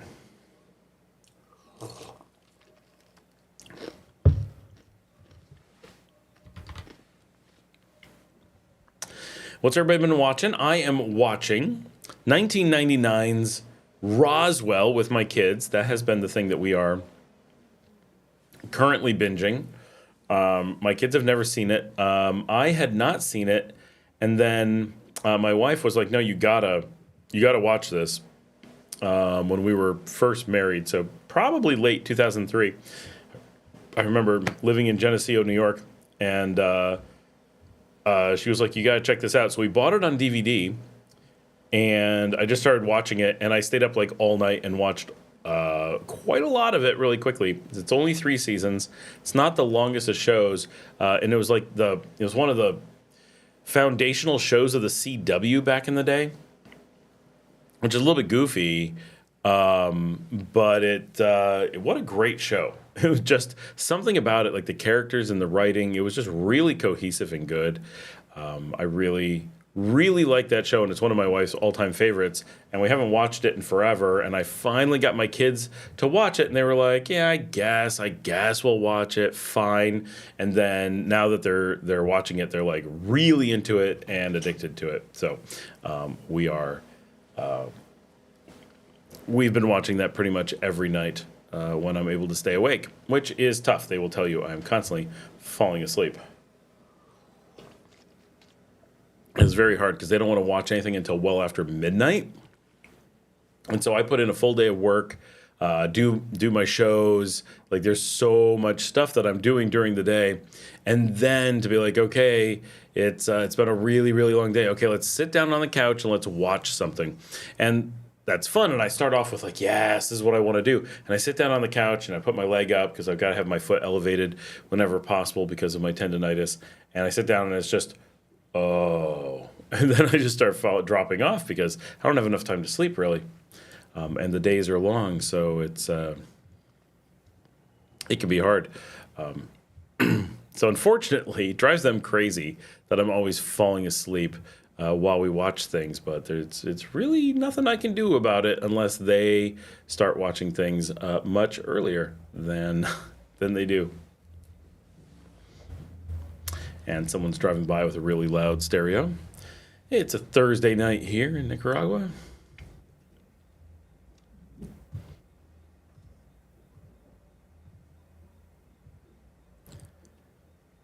Getting the downloads done as well for my videos for tomorrow.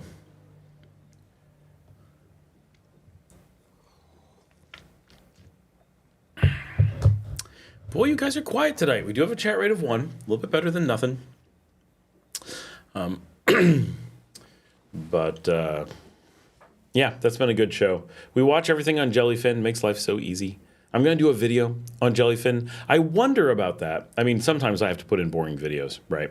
Like this live stream. But sometimes I have to make like things that are just not super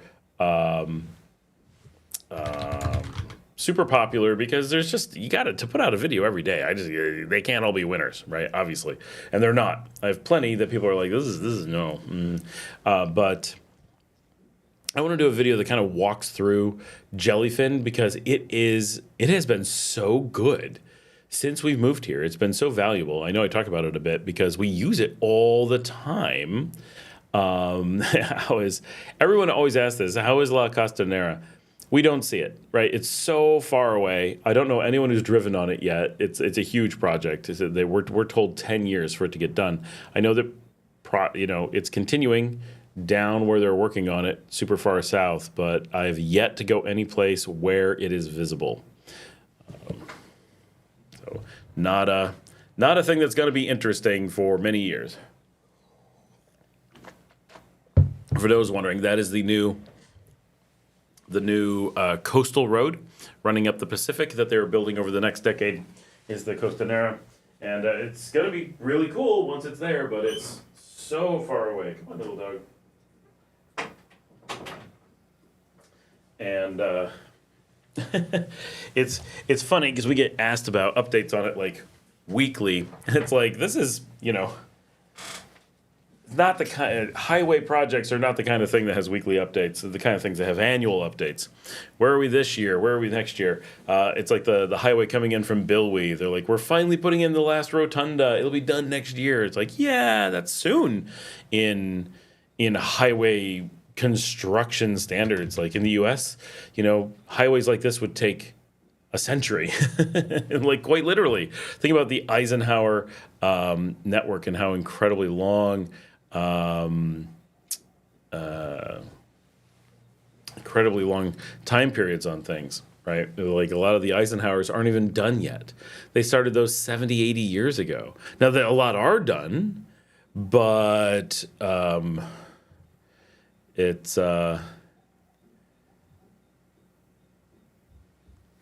it's potentially a really long thing. And the U.S. has so many resources to throw at making highways. Nicaragua has so few, and yet they're rolling them out pretty fast. But nothing makes it not slow. I'm going to read since we're here. Nika Navarro says this is about today's Moving a Spouse video, which is episode, I believe, 4 of the saga of we all know the trapped wife saga. He says, in my opinion, he's just trolling you, Scott. He seems to be trying to make Nicaragua look or appear to be a bad country. You get to see me answer fan mail. Although I'm going to say it does seem that way. But he seems especially sincere. I really lean towards the belief that it is his wife who is trolling him, and he really wants to believe her, and so repeats it because he is hoping that in the repeating it will more likely become true, not because he wants it to be true per se, but because his framework for his life depends on it being true. The saga continues, but he did come back and was like, oh yeah, I do need to move down. Like, he waffles on it and sometimes is legit like, nope, I gotta, you're right. Like, how can things be this expensive or whatever? But it's tough. I don't know. All right, I'm reading a few of these because it's just been up a little bit. This is from Giovanni Guarte, maybe? Whoever wrote those ridiculous messages about how awful the living situation in Nicaragua must be on the payroll of the Chamorro barrios. However, President Trump makes his return all the millions of dollars he got from USAID. Yep. Nika Navarro says, I totally agree with you. Sounds like a bot. And in my opinion, Scott should not waste another minute entertaining this fool and stop responding to his messages. At times, though, it provides a good discussion point to drive home some basics about Nicaragua living and the very real risks of being scammed, especially if you are abroad, one word, and not witnessing what Nicaragua is like firsthand. International propaganda has conditioned people in many regions to be easily duped by these kinds of scams because they read the propaganda and play to its strengths to manipulate people.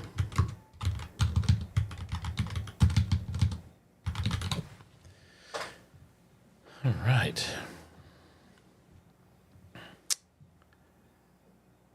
Robert says, visible in San Juan del Sur, the Costanera. You're a potato. May I please borrow this phrase? I always call it, he is, when he's all curled up and sleepy, he's like a little potato. He's my little potato dog. The big one's all sprawled out when she sleeps, but he tucks everything in and has a very potato kind of look to him. He's very funny.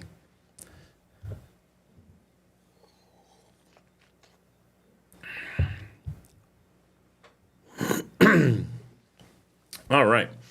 Mundo Tazo says Americans are all scared about crime despite crime rates going down. The alarmist news coverage tanked the downtown business district in my city. Americans are getting worked up over witnessing homelessness, but they don't want to put public resources into address inequality. Are there issues with gentrification due to expats there? Mexico is having a lot of issues around rising housing costs for locals. Here in Nicaragua, is this fun, listening to me type? You guys can ask questions. This is what you get for not asking questions. You get me answering other questions from other places. But we can do it live. It does make for some good, we often try to put some of these things on the show, but if something's not going to make it onto the main show, why not do it on the live stream when we got dead air? Let's do that. Here in Nicaragua, I got a typo there. Gentrification is really not seen or on the table to any great degree. Some isolated, well, that's not spelled right, isolated neighborhoods have been created or possibly gentrified in small areas, but it is very limited on any scale. We have such a massive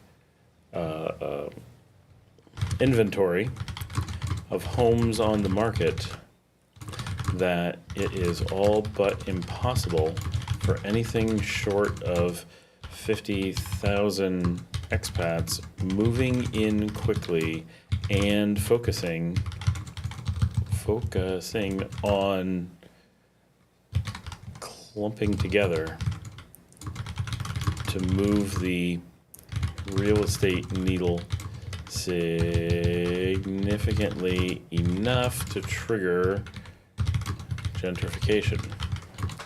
It's a real risk given lots of expats as a ratio to the population. But even in Mexico, it is in very isolated locations. Nearly all of Mexico has no worry of expat-induced gentrification. Here in Nicaragua, we are so far in the opposite direction, meaning we have almost no areas where housing is in demand, but rather it is always a buyer's market, that the prices remain the same regardless of immigration rates. I have a video addressing this specifically pretty recently, and I'll track down that video now. Dun, da, da, da. Bum, bum, bum, bum, ba, da, da.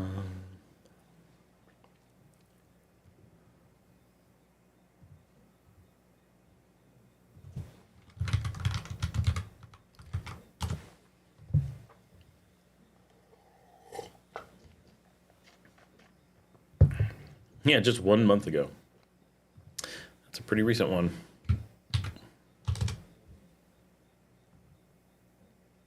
I have 2 gentrification videos. One has 967 views, one has 977 views. All right. Well, it's good to answer these because I don't have a lot of time to actually keep up with the show questions and stuff. And doing it on here, we're kind of killing 2 birds with 1 stone. This is pretty efficient. Let's see. What is being held? I may not be able to read these to you.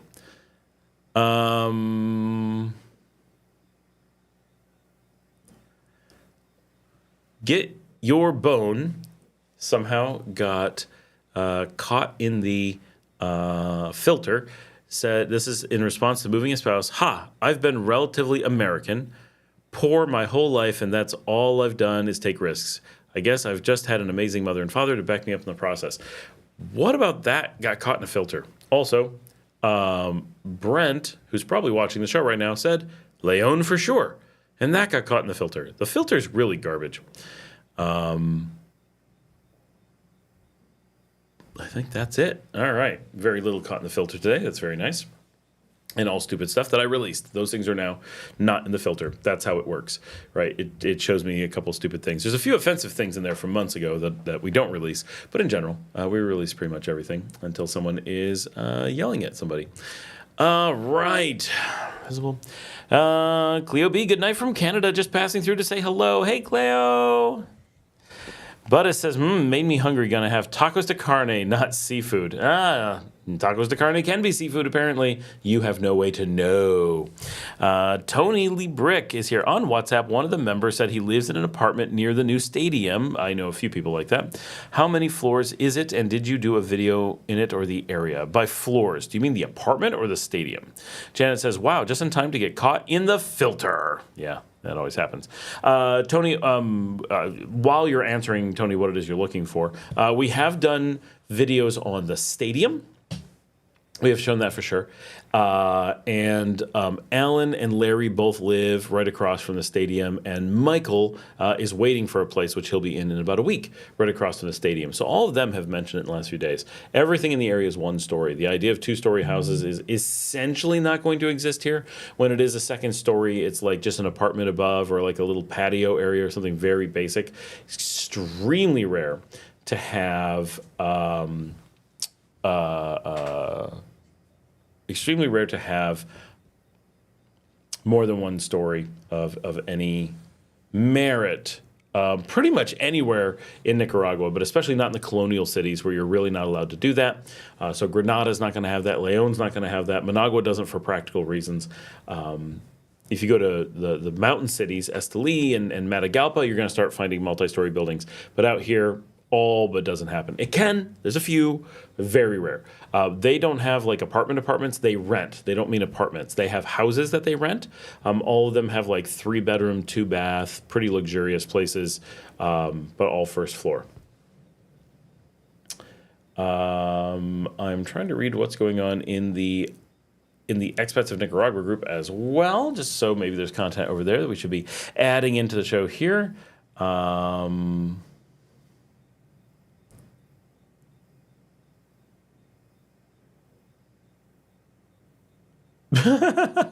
Bryce says, most of my friends have dark, edgy traits or are culturally insensitive. I'm glad this group, he's from Alabama, so that sums it up. Was that culturally insensitive? Sorry, Bryce. I'm glad this group is chill. I've been kicked from all but this one. Mike says, well, you are an international fraudster, and you called Scott fat and old. Bryce says, I didn't fraud anyone, but I did call Scott old and fat by accident. I'm going to be charged with accidental manslaughter of Scott. Mike says, good things. He only takes arguments about important things seriously. Bryce says, 48 hours in a Nika prison. It was a Nika jail, not a Nika prison. 48 hours in the prison would be pretty crappy. Oh, gosh. We had a huge discussion about the Star of David on churches this week because Bryce thought that the Star of David, while it is used as a Jewish symbol, only meant that it was a Jewish symbol and didn't realize it was a general symbol that's used for all kinds of things. So we had a long discussion on that on there because here in Nicaragua, you see it all over the place. It's on the bakeries, it's on the Christian churches, all kinds of things. And he thought that it was a symbol from Judaism that was being appropriated. That is not the case. It is a symbol that is general that was kind of appropriated for Judaism, not in a bad way, just it came from somewhere else. It was not a new creation for the purpose of Jewish churches or synagogues. And it was only started to be used, I believe, in the 1700s in what is now the Czech Republic. So it's, in a religious sense, a brand new logo. And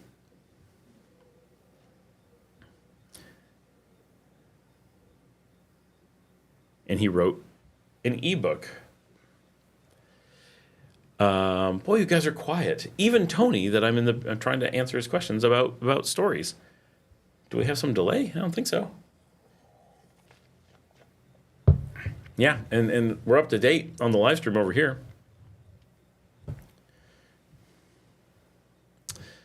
All right, we're gonna go see if there's any other I just pulled my shoulder. How did I do that? I wasn't even moving. What did I do? I flexed an arm muscle. That was weird. Oh, somebody said something. Now I have to find where it went.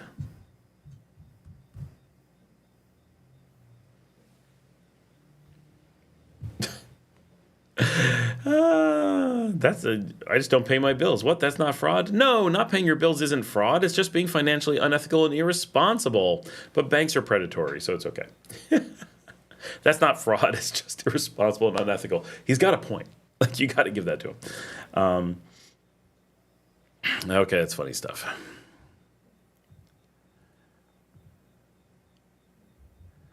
All right, let's get back to you guys. Still nothing. Seriously, I'm doing all this stuff to come up with content. You guys can't even ask questions. Killing me, Smalls. Today's video is not doing great either, but partially because we're on the live stream.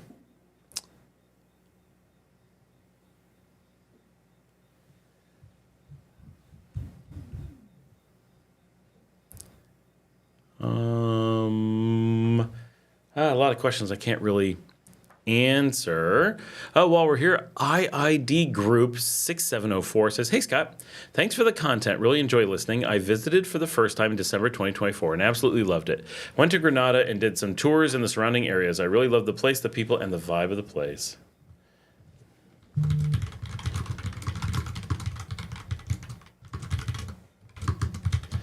Next time, be sure to come say hi in Leon.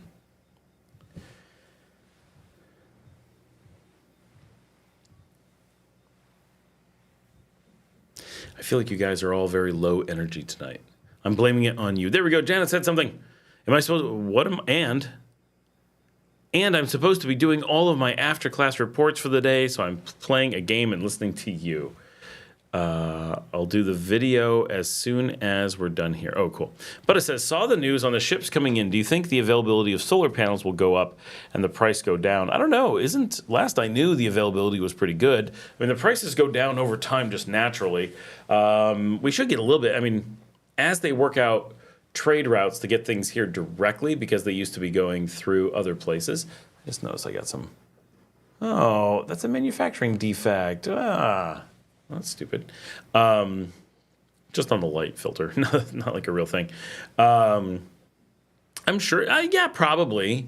I think the availability is pretty good and the prices are pretty good here, but will they get better? Probably. That makes sense. With the direct routes coming from China, there is a lot more opportunity to be getting things at lower cost. Right, there's just a lot of cost savings because stopping in other places does make it difficult to keep the margins good. So, yeah, that could easily play in.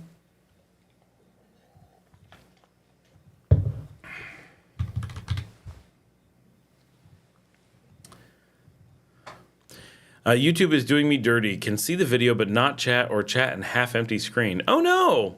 I'm sorry. It would be. I really wish that there was a way that I could like select one of you guys and they would create like a two-way channel and we could just add you to the live stream automatically. I understand that would be hard, and I understand that there's other ways we could do that, but I wish that it would work through the through the actual chat mechanism, so we don't have to go through a third-party thing. I know that I can come up with things and add you guys to OBS and get you into the show, but that'd be cool. But it asks, best place to purchase? That I don't know. I haven't bought any. I'm not really sure who sells them. I'm sure Sensa does, and I'm sure they suck. So Patricia says, my comments on that last scammer wife video were too strong even for the filter. I still need to join the WhatsApp group. Yes, you do. That's funny because, yeah, I didn't see your... Oh, no, my video's out. Oh, no. Oh, no. I'm on it. It's just the battery. Oh, these sleepy dogs. They're so cute. They're the babies. Oh, no, it's going to make me take the camera's completely off to be able to change the battery. I hate that. Well, Patricia, maybe you can tell us in here what you said that got edited. There we go. Hey, Kevin Wilson is here. Kevin, I'll be with you in just a second. Trust me, I'm really here. You guys can watch the road no source detected error. I need to get OBS set up with some backup video stuff. I can see myself talking with the subtitles. That's kind of hilarious.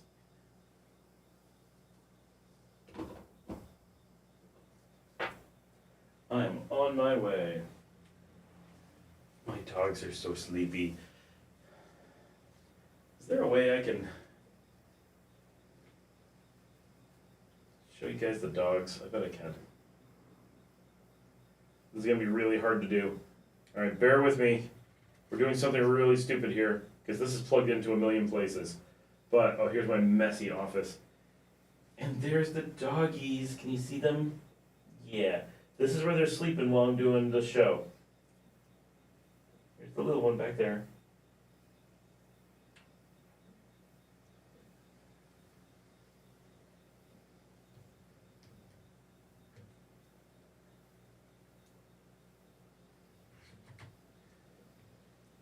Hopefully we got a ton new viewers because we showed the dogs like that. People are like, oh, adorable dogs, we gotta watch. All right. You can see how messy my office is. It's such a mess. Stuff. Okay. Kevin says, hey, Scott, we're living in Canada, own a house in San Juan del Sur. My wife's parents, I assume San Juan del Sur, not San Juan del Nicaragua. Not a lot of people owning houses there. My wife's parents recently moved back to Diamba as they are originally from Nicaragua. She is always bugging me to visit Leon. Well, Kevin, you should be visiting Leon. I would agree with her, obviously. You should get on it. Oh, you said more. We haven't yet since it's a bit out of the way from our regular travel. How would you say Leon is different from visiting Grenada? Okay. Oh, I just want to say, Janet says, this is hysterical with the subtitles, right? Because I keep talking and you can hear it, but it's a funny thing. Okay. How are they different? So Leon is much bigger, right? 300,000 people versus 120,000. So it's really, really noticeable quite quickly. In that way. Leon, they have completely different vibes. There's no way around that. Granada has this really strong downtown, like hotels and restaurants. Like it feels like a downtown of a place with tourists. And when you're there, and it's a lot of fun because of that, there's always some little thing to do. And like, it's like, come to this bar, come to this restaurant, go for this walk, go to that park. Like everything's kind of connected. And it feels like you should just be there with people and hang out. When you're in Leon, the plaza is very welcoming and we have a nice cathedral on it. We have a restaurant on it. But even standing on the main plaza of Leon, you're a lot more like, this is just a city for Nicaraguans. There's no hotels there. There's only one restaurant there. There's no big, there's nothing for tourists. There's no tourism infrastructure whatsoever. And it doesn't have this, Granada has this really fancy downtown vibe. And not really fancy, but you know what I mean, fancier than other places. And it's got the mansion row and that stuff. Leon really doesn't have that. It's a big city. There are huge mansions in the city, but it's extremely, extremely different. And I feel like the downtown is much poorer. Leon is a much lower cost city in general. Granada often rents are twice the cost. So Granada just is a much more expensive place, a much more affluent, upscale, and tourist-focused place, but small by comparison. Leon is hotter, dustier, yellower. I don't know how to quite say what makes them so different. But then Granada has this waterfront that is right in the town, and it's a lake. So that gives one kind of feel. And Leon is close to the ocean, but it's outside of town, but it's the ocean. So those things are big as well. I think the biggest thing is just Leon it feels like a big collection of houses in little neighborhoods. And Granada feels like it has this big foreign and tourist focused downtown with every moment you're like, oh yeah, I've got to be in this zone, and it feels weird to go out of that zone, and there's just so much to do, but it's all expensive, and it's kind of like just being in a tourist area. And Leon just doesn't feel like it has a tourist area. And then Granada has this whole okay, the sun has gone down, have dinner, go to bed kind of vibe. And Leon has okay, the sun has gone down, now the weather's going to get cooler, wait a few hours, go out to dinner, and then go party all night kind of vibe. So those things I really notice are different. Tony says, easy choice with no video. Butta says, culinary tip, brown ramen noodles aren't whole wheat. Okay, Buttus, but what are they? What did you discover that they are? We know what they aren't. Now I'm worried.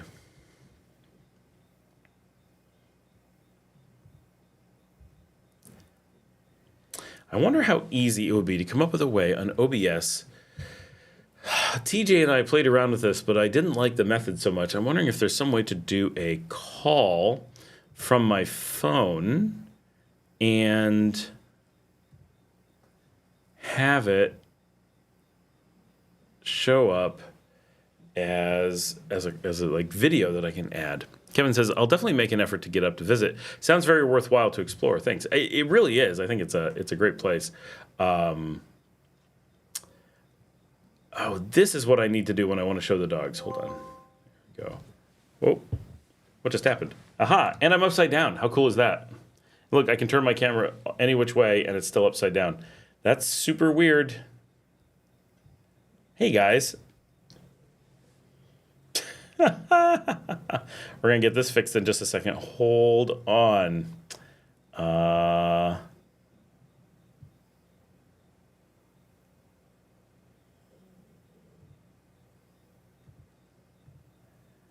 If I can find the thing I need. I can't find the flip thing. It's normally easy to find when I don't need it.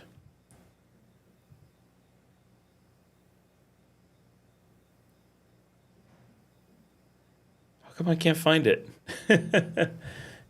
Now I can show the dogs, though. We're going to go for a walk. We're going on walkabout. There they are. They're upside down, but there they are.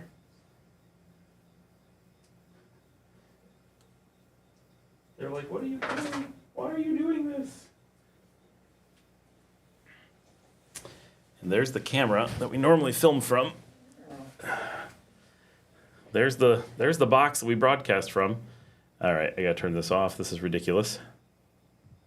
All right, there we go. That is a little bit problematic, but it was a start. It's a start to making it work. Counting white hairs, hold on. Can anyone say vertigo?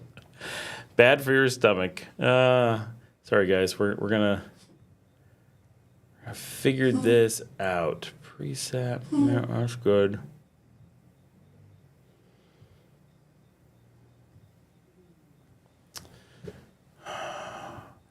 Oh, do I just have to do it here? Blending, interlacing, show transition. High transition, no. Filters, properties, transform. Rotate 180 degrees. Okay. We're gonna brace yourselves. Yeah, there we go. Okay. Much better. Now this makes sense. Now we can go see the dogs. There they are. There they are. Here's Mr. Clive. He's sleeping. Oh. Here's the Mia. Now we can kind of go on walkabout and do some kind of more interesting things a little bit in my office. It's funny that this is so easy to do. It's ridiculous, of course. But, okay, so I'm going to show you a little bit of the rig. How close can we get? All right. Here's my hair light, which is so bright it burned off all the hair. And here's the big light that does the heavy lifting. And then this is the camera that you guys are normally watching. You can see I can kind of monitor what's going on up there. That is the Fuji. Oh, now it's giving me video complaints that we're buffering or something. Oh no, but it's so funny what we're doing. All right, and that's the camera.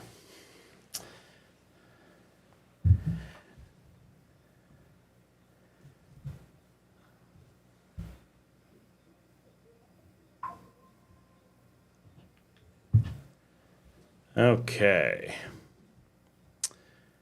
So we're having some technical issues at the moment. We're going to wait. Hey, Isakor is here. Hey, Scott, glad to see you, he says.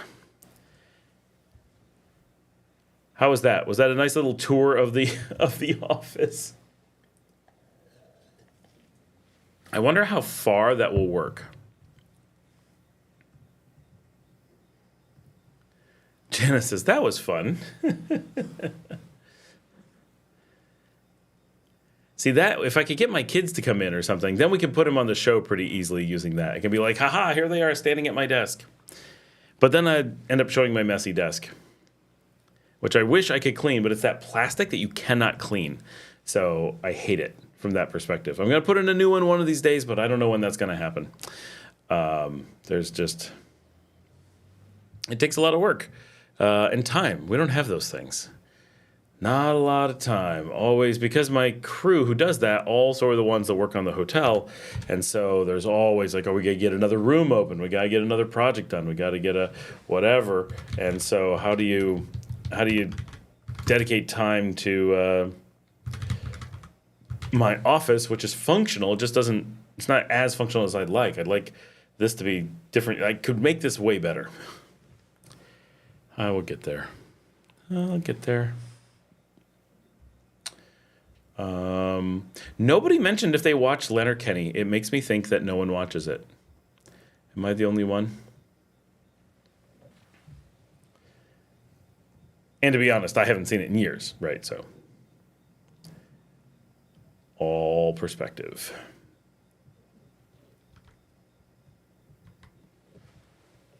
We need a show kind of like Letterkenny about Nicaragua in Spanish, of course. Nicaragua really needs shows about it in the general sense. Like, it's so lacking in media. Like, obviously I have a show about it, but you know what I mean? Like, having a sitcom or a telenovela that's set in Nicaragua other than one goofy season of Club de Cuervos, which wasn't actually set in Nicaragua. They just said that and then filmed it in Mexico. Does not count. But if we had a real one where you're actually showing Nicaragua and filming it around the country and stuff, I think, first of all, Nicaraguans would be really into it. That would be super exciting. I think everybody would like just a neat thing. Is orange your favorite color? Yes, orange is definitely my favorite color. My kids joke about that a lot. I do really like this green as well. This is going to make some noise. And I also like pink. But the orange stuff is all... I go very much out of my way. Like these are my AirPods, right? Like super orange little thing. But I also have my awesome Flor de Caña hats. So I like a lot of bright colors. The reality is orange is my favorite color, but I like bright colors because I'm colorblind, and so really saturated colors are something that I connect with far more because I'm able to see them. I'm able to appreciate what color is trying to come through. So I really enjoy bright colors much of the time.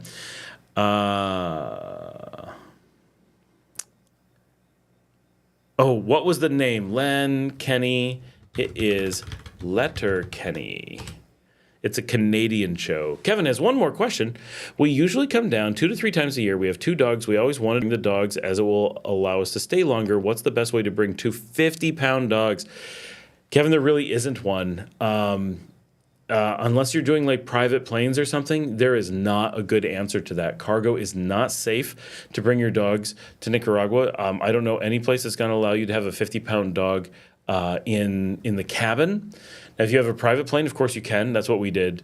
But we've known so many people who've just had horror stories of bringing large dogs down thinking that cargo would work. And then we don't actually know anyone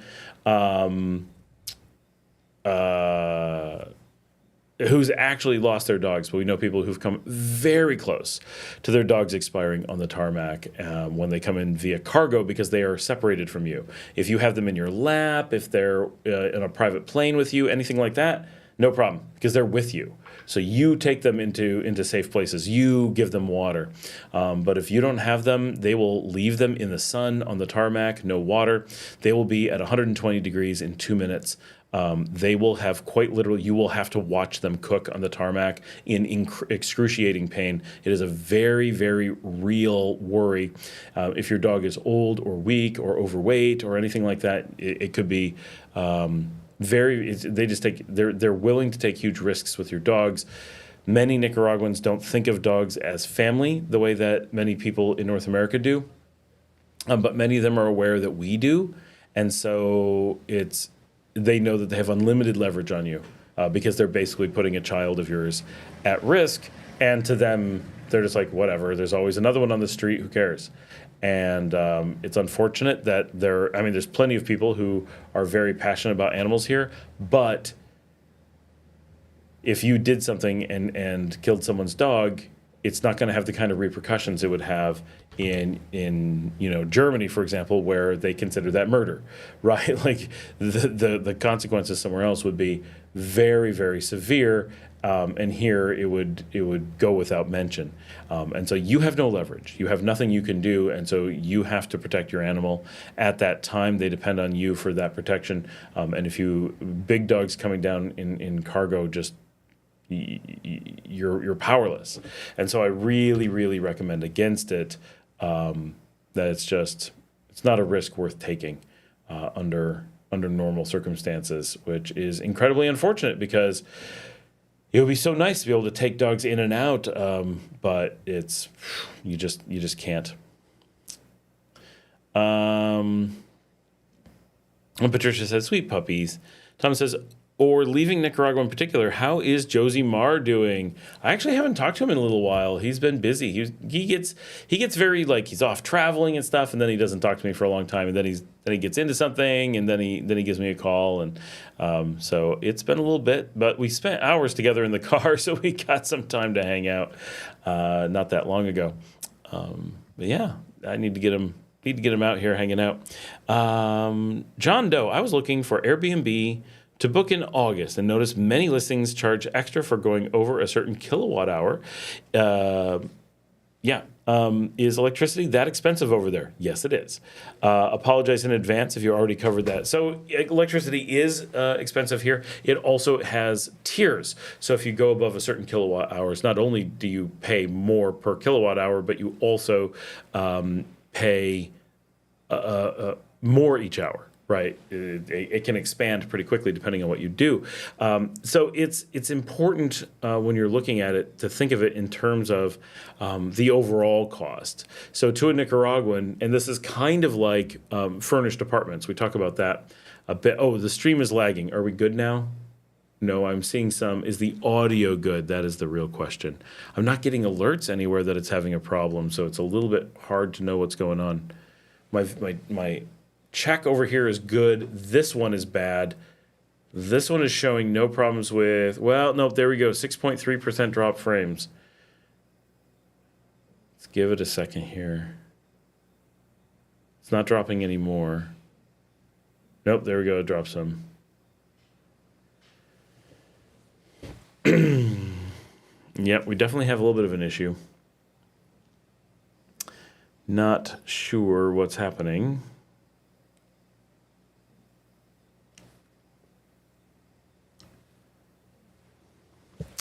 Let me know how I sound for sure.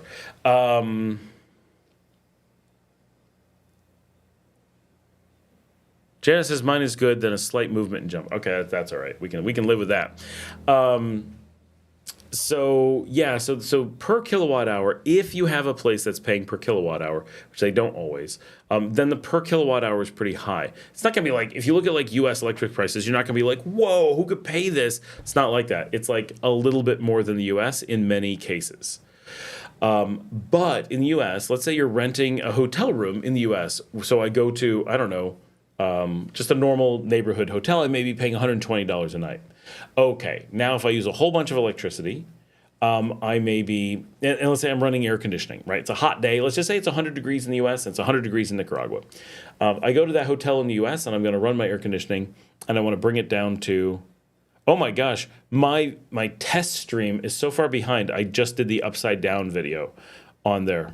My gosh, that is so far behind. No wonder I don't see it stuttering. I'm going to have that room pay $120, and to run the air conditioning and keep it cool is going to use X amount of kilowatt hours, right? And so maybe I'm going to use $20 of electric during the time that I'm in the hotel room in the U.S. So I have this. They're making $100 on this 120, obviously after some stuff. Now, let's say you're going to the equivalent hotel in Nicaragua. That room is going to be $40, right? For an equivalent room. I'm not saying that a lot of places aren't more expensive. A lot of places are more expensive in the U.S. too. At $40, you're probably at an equivalent place to the United States for $120. The room is not as well sealed. We don't have all the insulation and stuff. Places just aren't designed under normal circumstances, especially places that are $40, to be as efficient as the place in the United States, even though we're both at the same temperature. It's just the nature of things. Then you have the electric per kilowatt is higher. So maybe it'll be $22 to $24, except it's not a sealed room. You're probably going to run the air conditioning harder because of lack of efficiency and how buildings are built because they're not designed around it. It'd be really easy to get to $30 of electric. So in one case, you're spending 120, and after electric, you're getting 100. And the other, you're spending 40, and after electric, you're getting 10. And so if someone just is completely wasting electricity, you can see how you could end up in a situation where they could use more electricity than the room cost.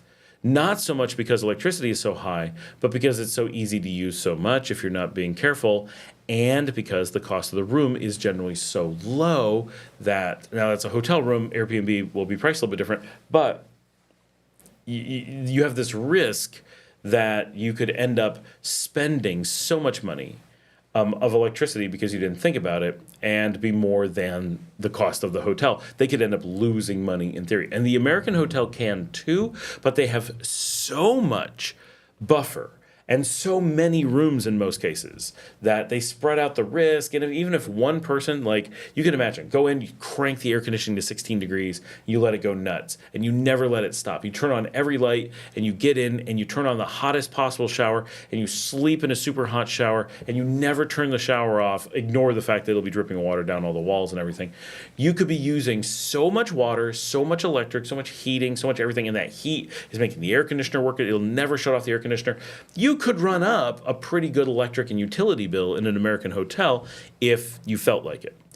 But in Nicaragua, it's you're riding so close to the line, and often the places are so small that even if one person did it, you don't have 99 to offset it, that they kind of have to protect against those things. Same thing with the furniture. In an American unfurnished apartment, the cost of the apartment is so much more than the place in Nicaragua. When you add in furnishings, which are roughly the same in both countries, their ratio is far higher of the total bill in Nicaragua. So anything that happens with your furniture or whatever becomes a really major component of your cost rather than an ancillary one.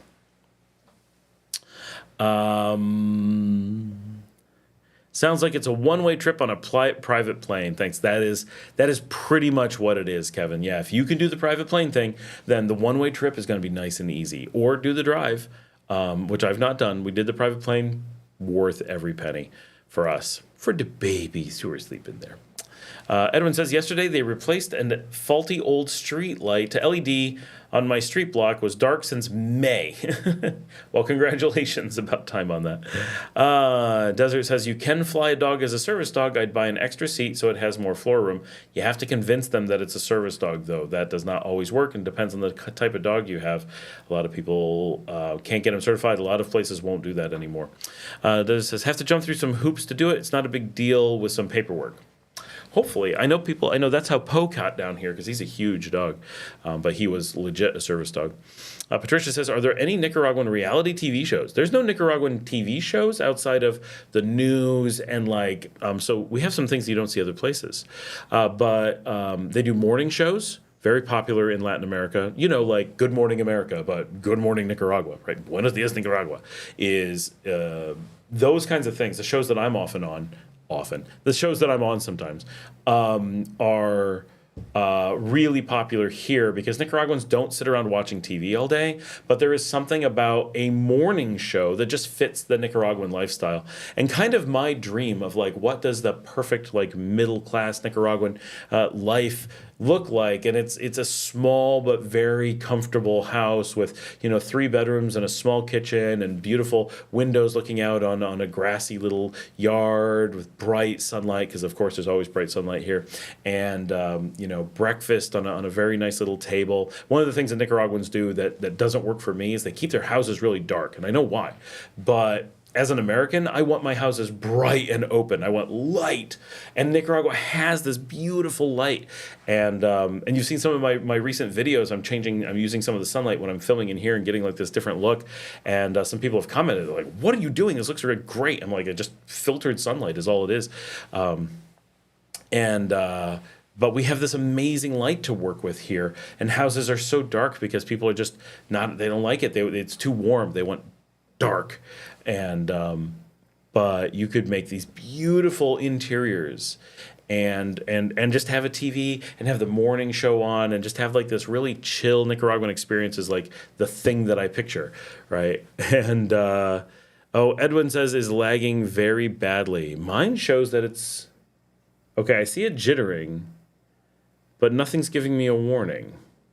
Oh, no, I do see the drop frames. It's unhappy. How's the audio? Keep me up to date on the audio. I'm going to say.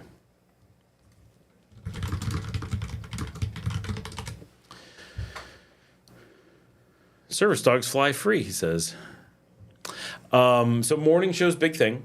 They do a lot of shows where they show the country. Like, we're going to go show restaurants. We're going to go show a festival. We're going to show, like, it's kind of like a news, but it's what you call like an events journal or a magazine, that kind of stuff. They're really big on magazine shows, mostly because they're the cheapest to produce. But no reality TV, no sitcom, no telenovela, none of the things that I think would make sense. I can understand why there's no game shows, a lot of those things, like why not get it from somewhere else? But I really want to make a telenovela called Pobre La Maria about Managua. I think it would be really good.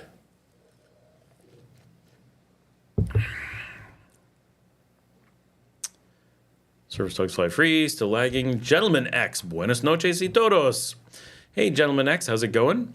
Patricia says, the Real Housewives of San Juan del Sur, anyone? Okay, that's a good idea. That is a good idea. I like that. Gentleman X says, a big Texas hello to all from Fort Worth. How's it going? Renee says, hi, what's the current border run necessity? Appearances in Managua? I'm not sure what you're asking. So border run is every 180 days you get 90 days when you come in, then you can, in theory, do 30-day extensions while in country, up to 3 times, giving you to 180 days, at which point you have to do a border run. For a lot of people, you have to appear in Managua for your extensions, which is not fun, unless that's where you are, then it's not a big deal. Gentleman X, greetings, Big Scott. How is the dating scene in your... He says neck of the woods, but probably neck of the woods. I haven't met Nick in this neck of the woods, but if Nick is in this neck of the woods, I'll let you know how dating is for Nick in the neck of the woods. That's a tongue twister. I know you are married, but have you heard things that are in that arena? Yeah, of course. So we have a lot of friends who are single or young or whatever that are in the dating scene, and we go out to a lot of clubs and stuff. So we're pretty familiar with what it's like. I mean, the dating. So Nicaragua in general is a very active, dating heavy environment, meaning, so this is actually a thing, right? In North America and Europe to quite some degree, and a lot of Asia, actually, dating has actually tapered off. Like, people don't date that much anymore. Obviously, they still do, but like literally less than they used to. Like, it's actually like, whoa, that's a thing that it, like, who would have thought that dating would fade out of fashion? Well, we're just done with people. Kids, relationships, the whole thing. Who needs it? We've got TV, we've got video games, we've got alcohol, we're good, right? Who expected that to happen? It was not something we saw coming. So in a lot of the world, that is happening, and people are just losing interest in dating. In Latin America, that is not happening. People are social, and dating is vibrant, and, common things, and I'm not saying this always happens, but you go out to a bar in the United States, you want to approach someone and maybe buy them a drink, strike up a conversation, even in a singles bar. There's a lot of barrier to, like, am I invited to introduce myself? How do you get through that initial barrier to be like, would you like to have a conversation? No, why would you think that? Because it's a singles bar. Why are you here? Right? You're alone, I'm alone. Isn't that what this is about? No, I didn't come here to meet anybody. Well, I understand that, and that's a fine answer, but why are you angry? Like, I'm forced to have this conversation to find out if you're interested. You're not wearing a thing that says anything, and you're in a spot that's inviting it, so what do you want? All right, like, it's really nerve-wracking in the United States, and always was, but way worse now, that it feels like... if you don't approach someone and take a risk, you will never speak to anybody. But if you do, the chances of rejection, often angrily out of a complete sense of everyone's going to be rejected, why would anyone ever do this, is high. In Nicaragua, that's not there. People are very friendly and open, and everybody is open to conversations. And even if someone is not looking or they're married, they're still flattered, and they're not like, why would you do that, right? They're like, oh, no, I'm married, right? Whatever, but they're not like, no, why would you talk to me, right? So you don't have that, then you can be like, oh, cool, you're married, right? It doesn't have to be this like stressful rejection of like, sorry, you didn't have a ring on, or whatever. So it's a very, very different experience from that regards. Another thing is that it's bi-directional in the United States, and not that it's 100%. It's all social, right? It's all social norms that really drive these things. In the United States, it tends to be extreme that men have to drive all aspects of dating, and women pretend that they're cajoled into the entire concept and have no interest. I have no idea how non-heteronormative dating can even happen, because without, and that's a big, as that becomes more prevalent, the structures that allowed for people to approach each other are starting to fade away. And so until new ones are formed, there's going to be a gap even there. In Nicaragua, also, women will approach men just as often as the other way around, maybe more. It's a completely different thing. As a man walking down the streets of Nicaragua, the idea that you can be catcalled is very surprising, right? In my entire life living in the United States, I've maybe been catcalled once in my entire life. In Nicaragua, it doesn't happen every day or anything like that, but for it to happen every so often is not at all surprising eventually. And it's like, oh, and catcalling is not considered rude, because in the United States, everything that involves trying to get someone's attention to express interest is considered rude to some degree, which is weird, because what are you supposed to do? But here, catcalling, one, is not considered rude. It is considered polite. It is someone doing something nice and friendly. You should never react negatively to it, because it is someone thinking that they're paying you a compliment. And also, in the United States, you assume, rightfully so, that almost always a catcall is nothing more than that. It is a long distance expression of something that doesn't really make sense, because how is someone going to action that? The common example that, of course, doesn't really happen is men sitting on a girder high on a high rise looking down at a secretary walking down the street, and they whistle and stuff at her. And and she would say, what exactly are they expecting me to do? Are they expecting me to go find an elevator, go up to where they are, introduce myself, and have randomly picked from the sounds they were making at a distance one of them to be someone I wanted to go out with? That makes no sense. And she's not even allowed on the job site. Even if that's something she wanted to do, she couldn't do that. And if she did, they'd be surprised. They'd be like, oh, I didn't really expect you to come up, right? Very weird. But in Nicaragua, when someone catcalls, they are actually calling. It is not this American weird catcalling, which I really never witness, which, as a man, I'm not saying that people would catcall me, but I never see people catcall other people. But in Nicaragua, you will see catcalling, but they are literally trying to get your attention for the actual intent of expressing, hey, if you were to come over and respond or beckon me over, we could exchange numbers. I would like to maybe take you out or something, right? Like, that's a real thing. And so catcalling is a utterly different experience here, that it's bi-directional. It's universally considered to be polite or not unpolite. And it is intended for actual action. Of course, you can walk away, right? It's not like, hey, I expected you to. No, it's not like that. It's like, someone whistles, and if you were to go respond and be like, oh, would you like my number? They'd be like, yes, thank you, right? So think of it in that way, partially because in the United States, everybody's in cars, everybody's behind fences. Like, you just have this like separation in everything. And in Nicaragua, you don't in most cases. If someone catcalls you, chances are you can get to them with little effort, or they can get to you with little effort. So if you hear a catcall and you turn around and you see someone and you find them attractive or whatever, and you'd be interested in possibly having a drink, feel free to make connections with them. That would make sense in many cases.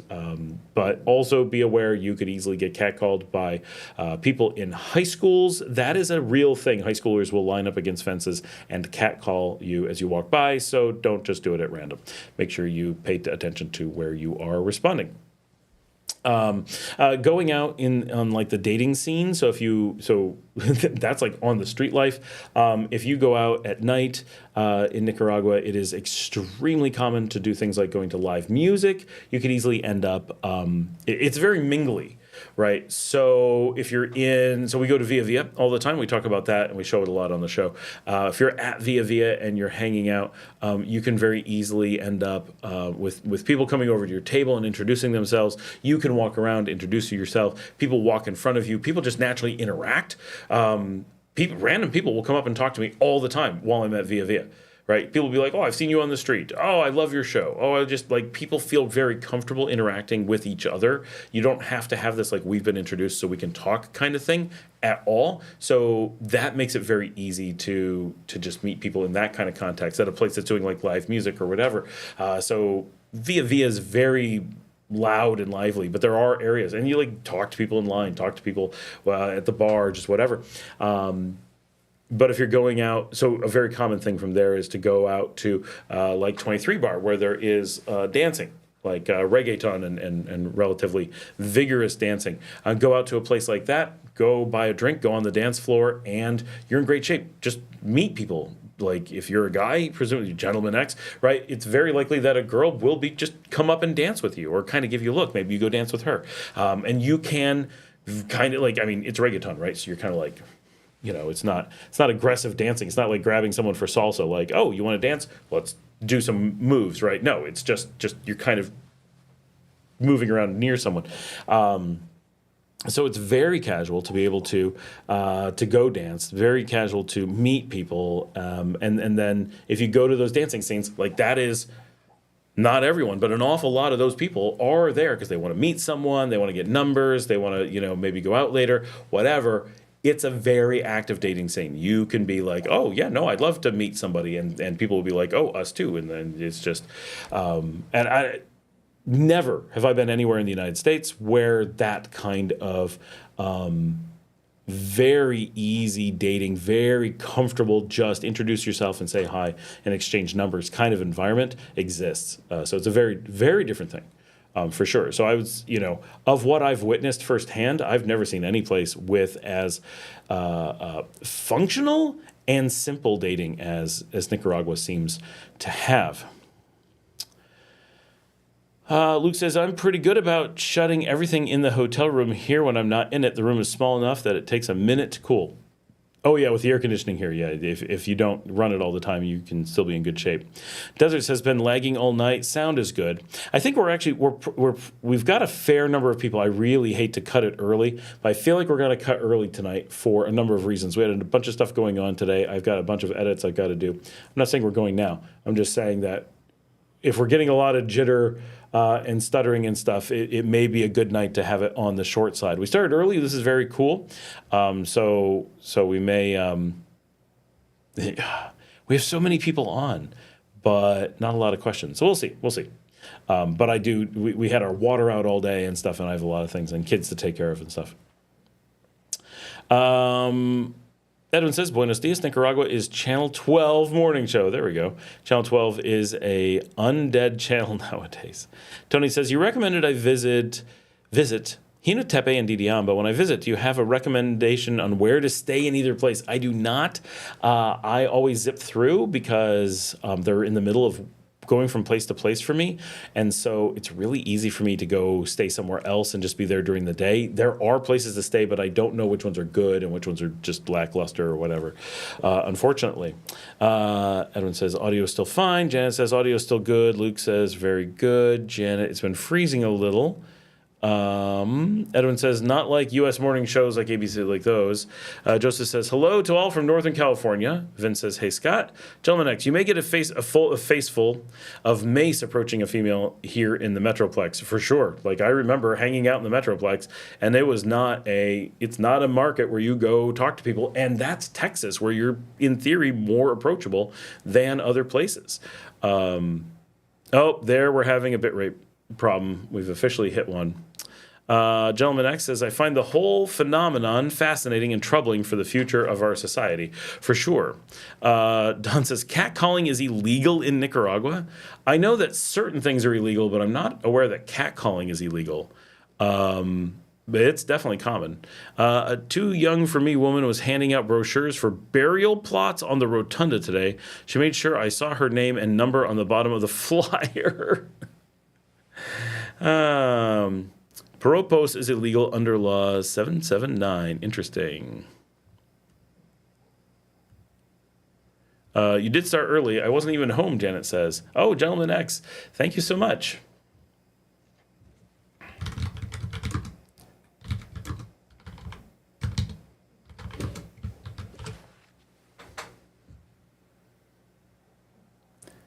I'm looking up law 779.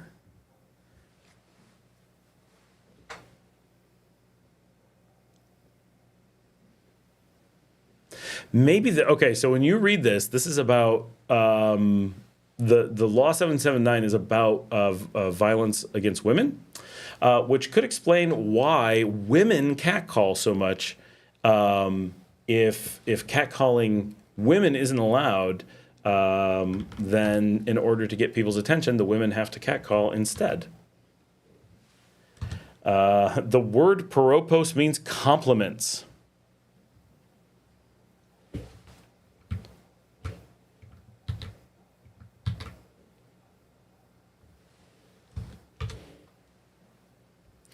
However, you have to, I don't know how it's defined because I don't see that in there.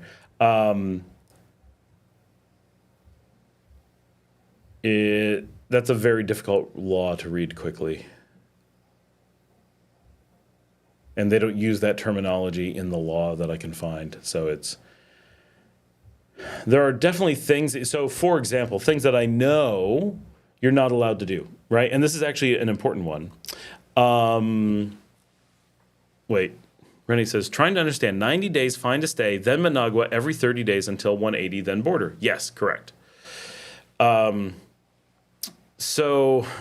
all right. So my stomach is kind of bothering me. So I think we're going to cut this pretty quickly. The thing that I know that Don is talking about is, so one of the examples they say, very commonly in the U.S., and you may say this very casually. Like I say this to male friends, right? Oh, hey, sexy, right? That to an American sounds like a very benign compliment, right? Like, and I have friends here who are male, and they say it to each other. We say it to each other, right? But it's jokingly, and it's different, right? But if you were to say that to a woman in public under normal circumstances, that is illegal, right? That's the piropos. That is a compliment. Like that is not meant to be offensive, but it is very a certain type of compliment, right? It's a very aggressive compliment, if you'll take it that way. That's not like, you look nice today, right? Which should be fine. But calling someone sexy is specifically, and it's weird because it's English. It's not even Spanish. I'm not saying sexy in Spanish. I'm saying the word should not be used in that way. It's not an offensive word. You could say it in the general sense, like, this house is very sexy. No one cares, right? It's not a bad word.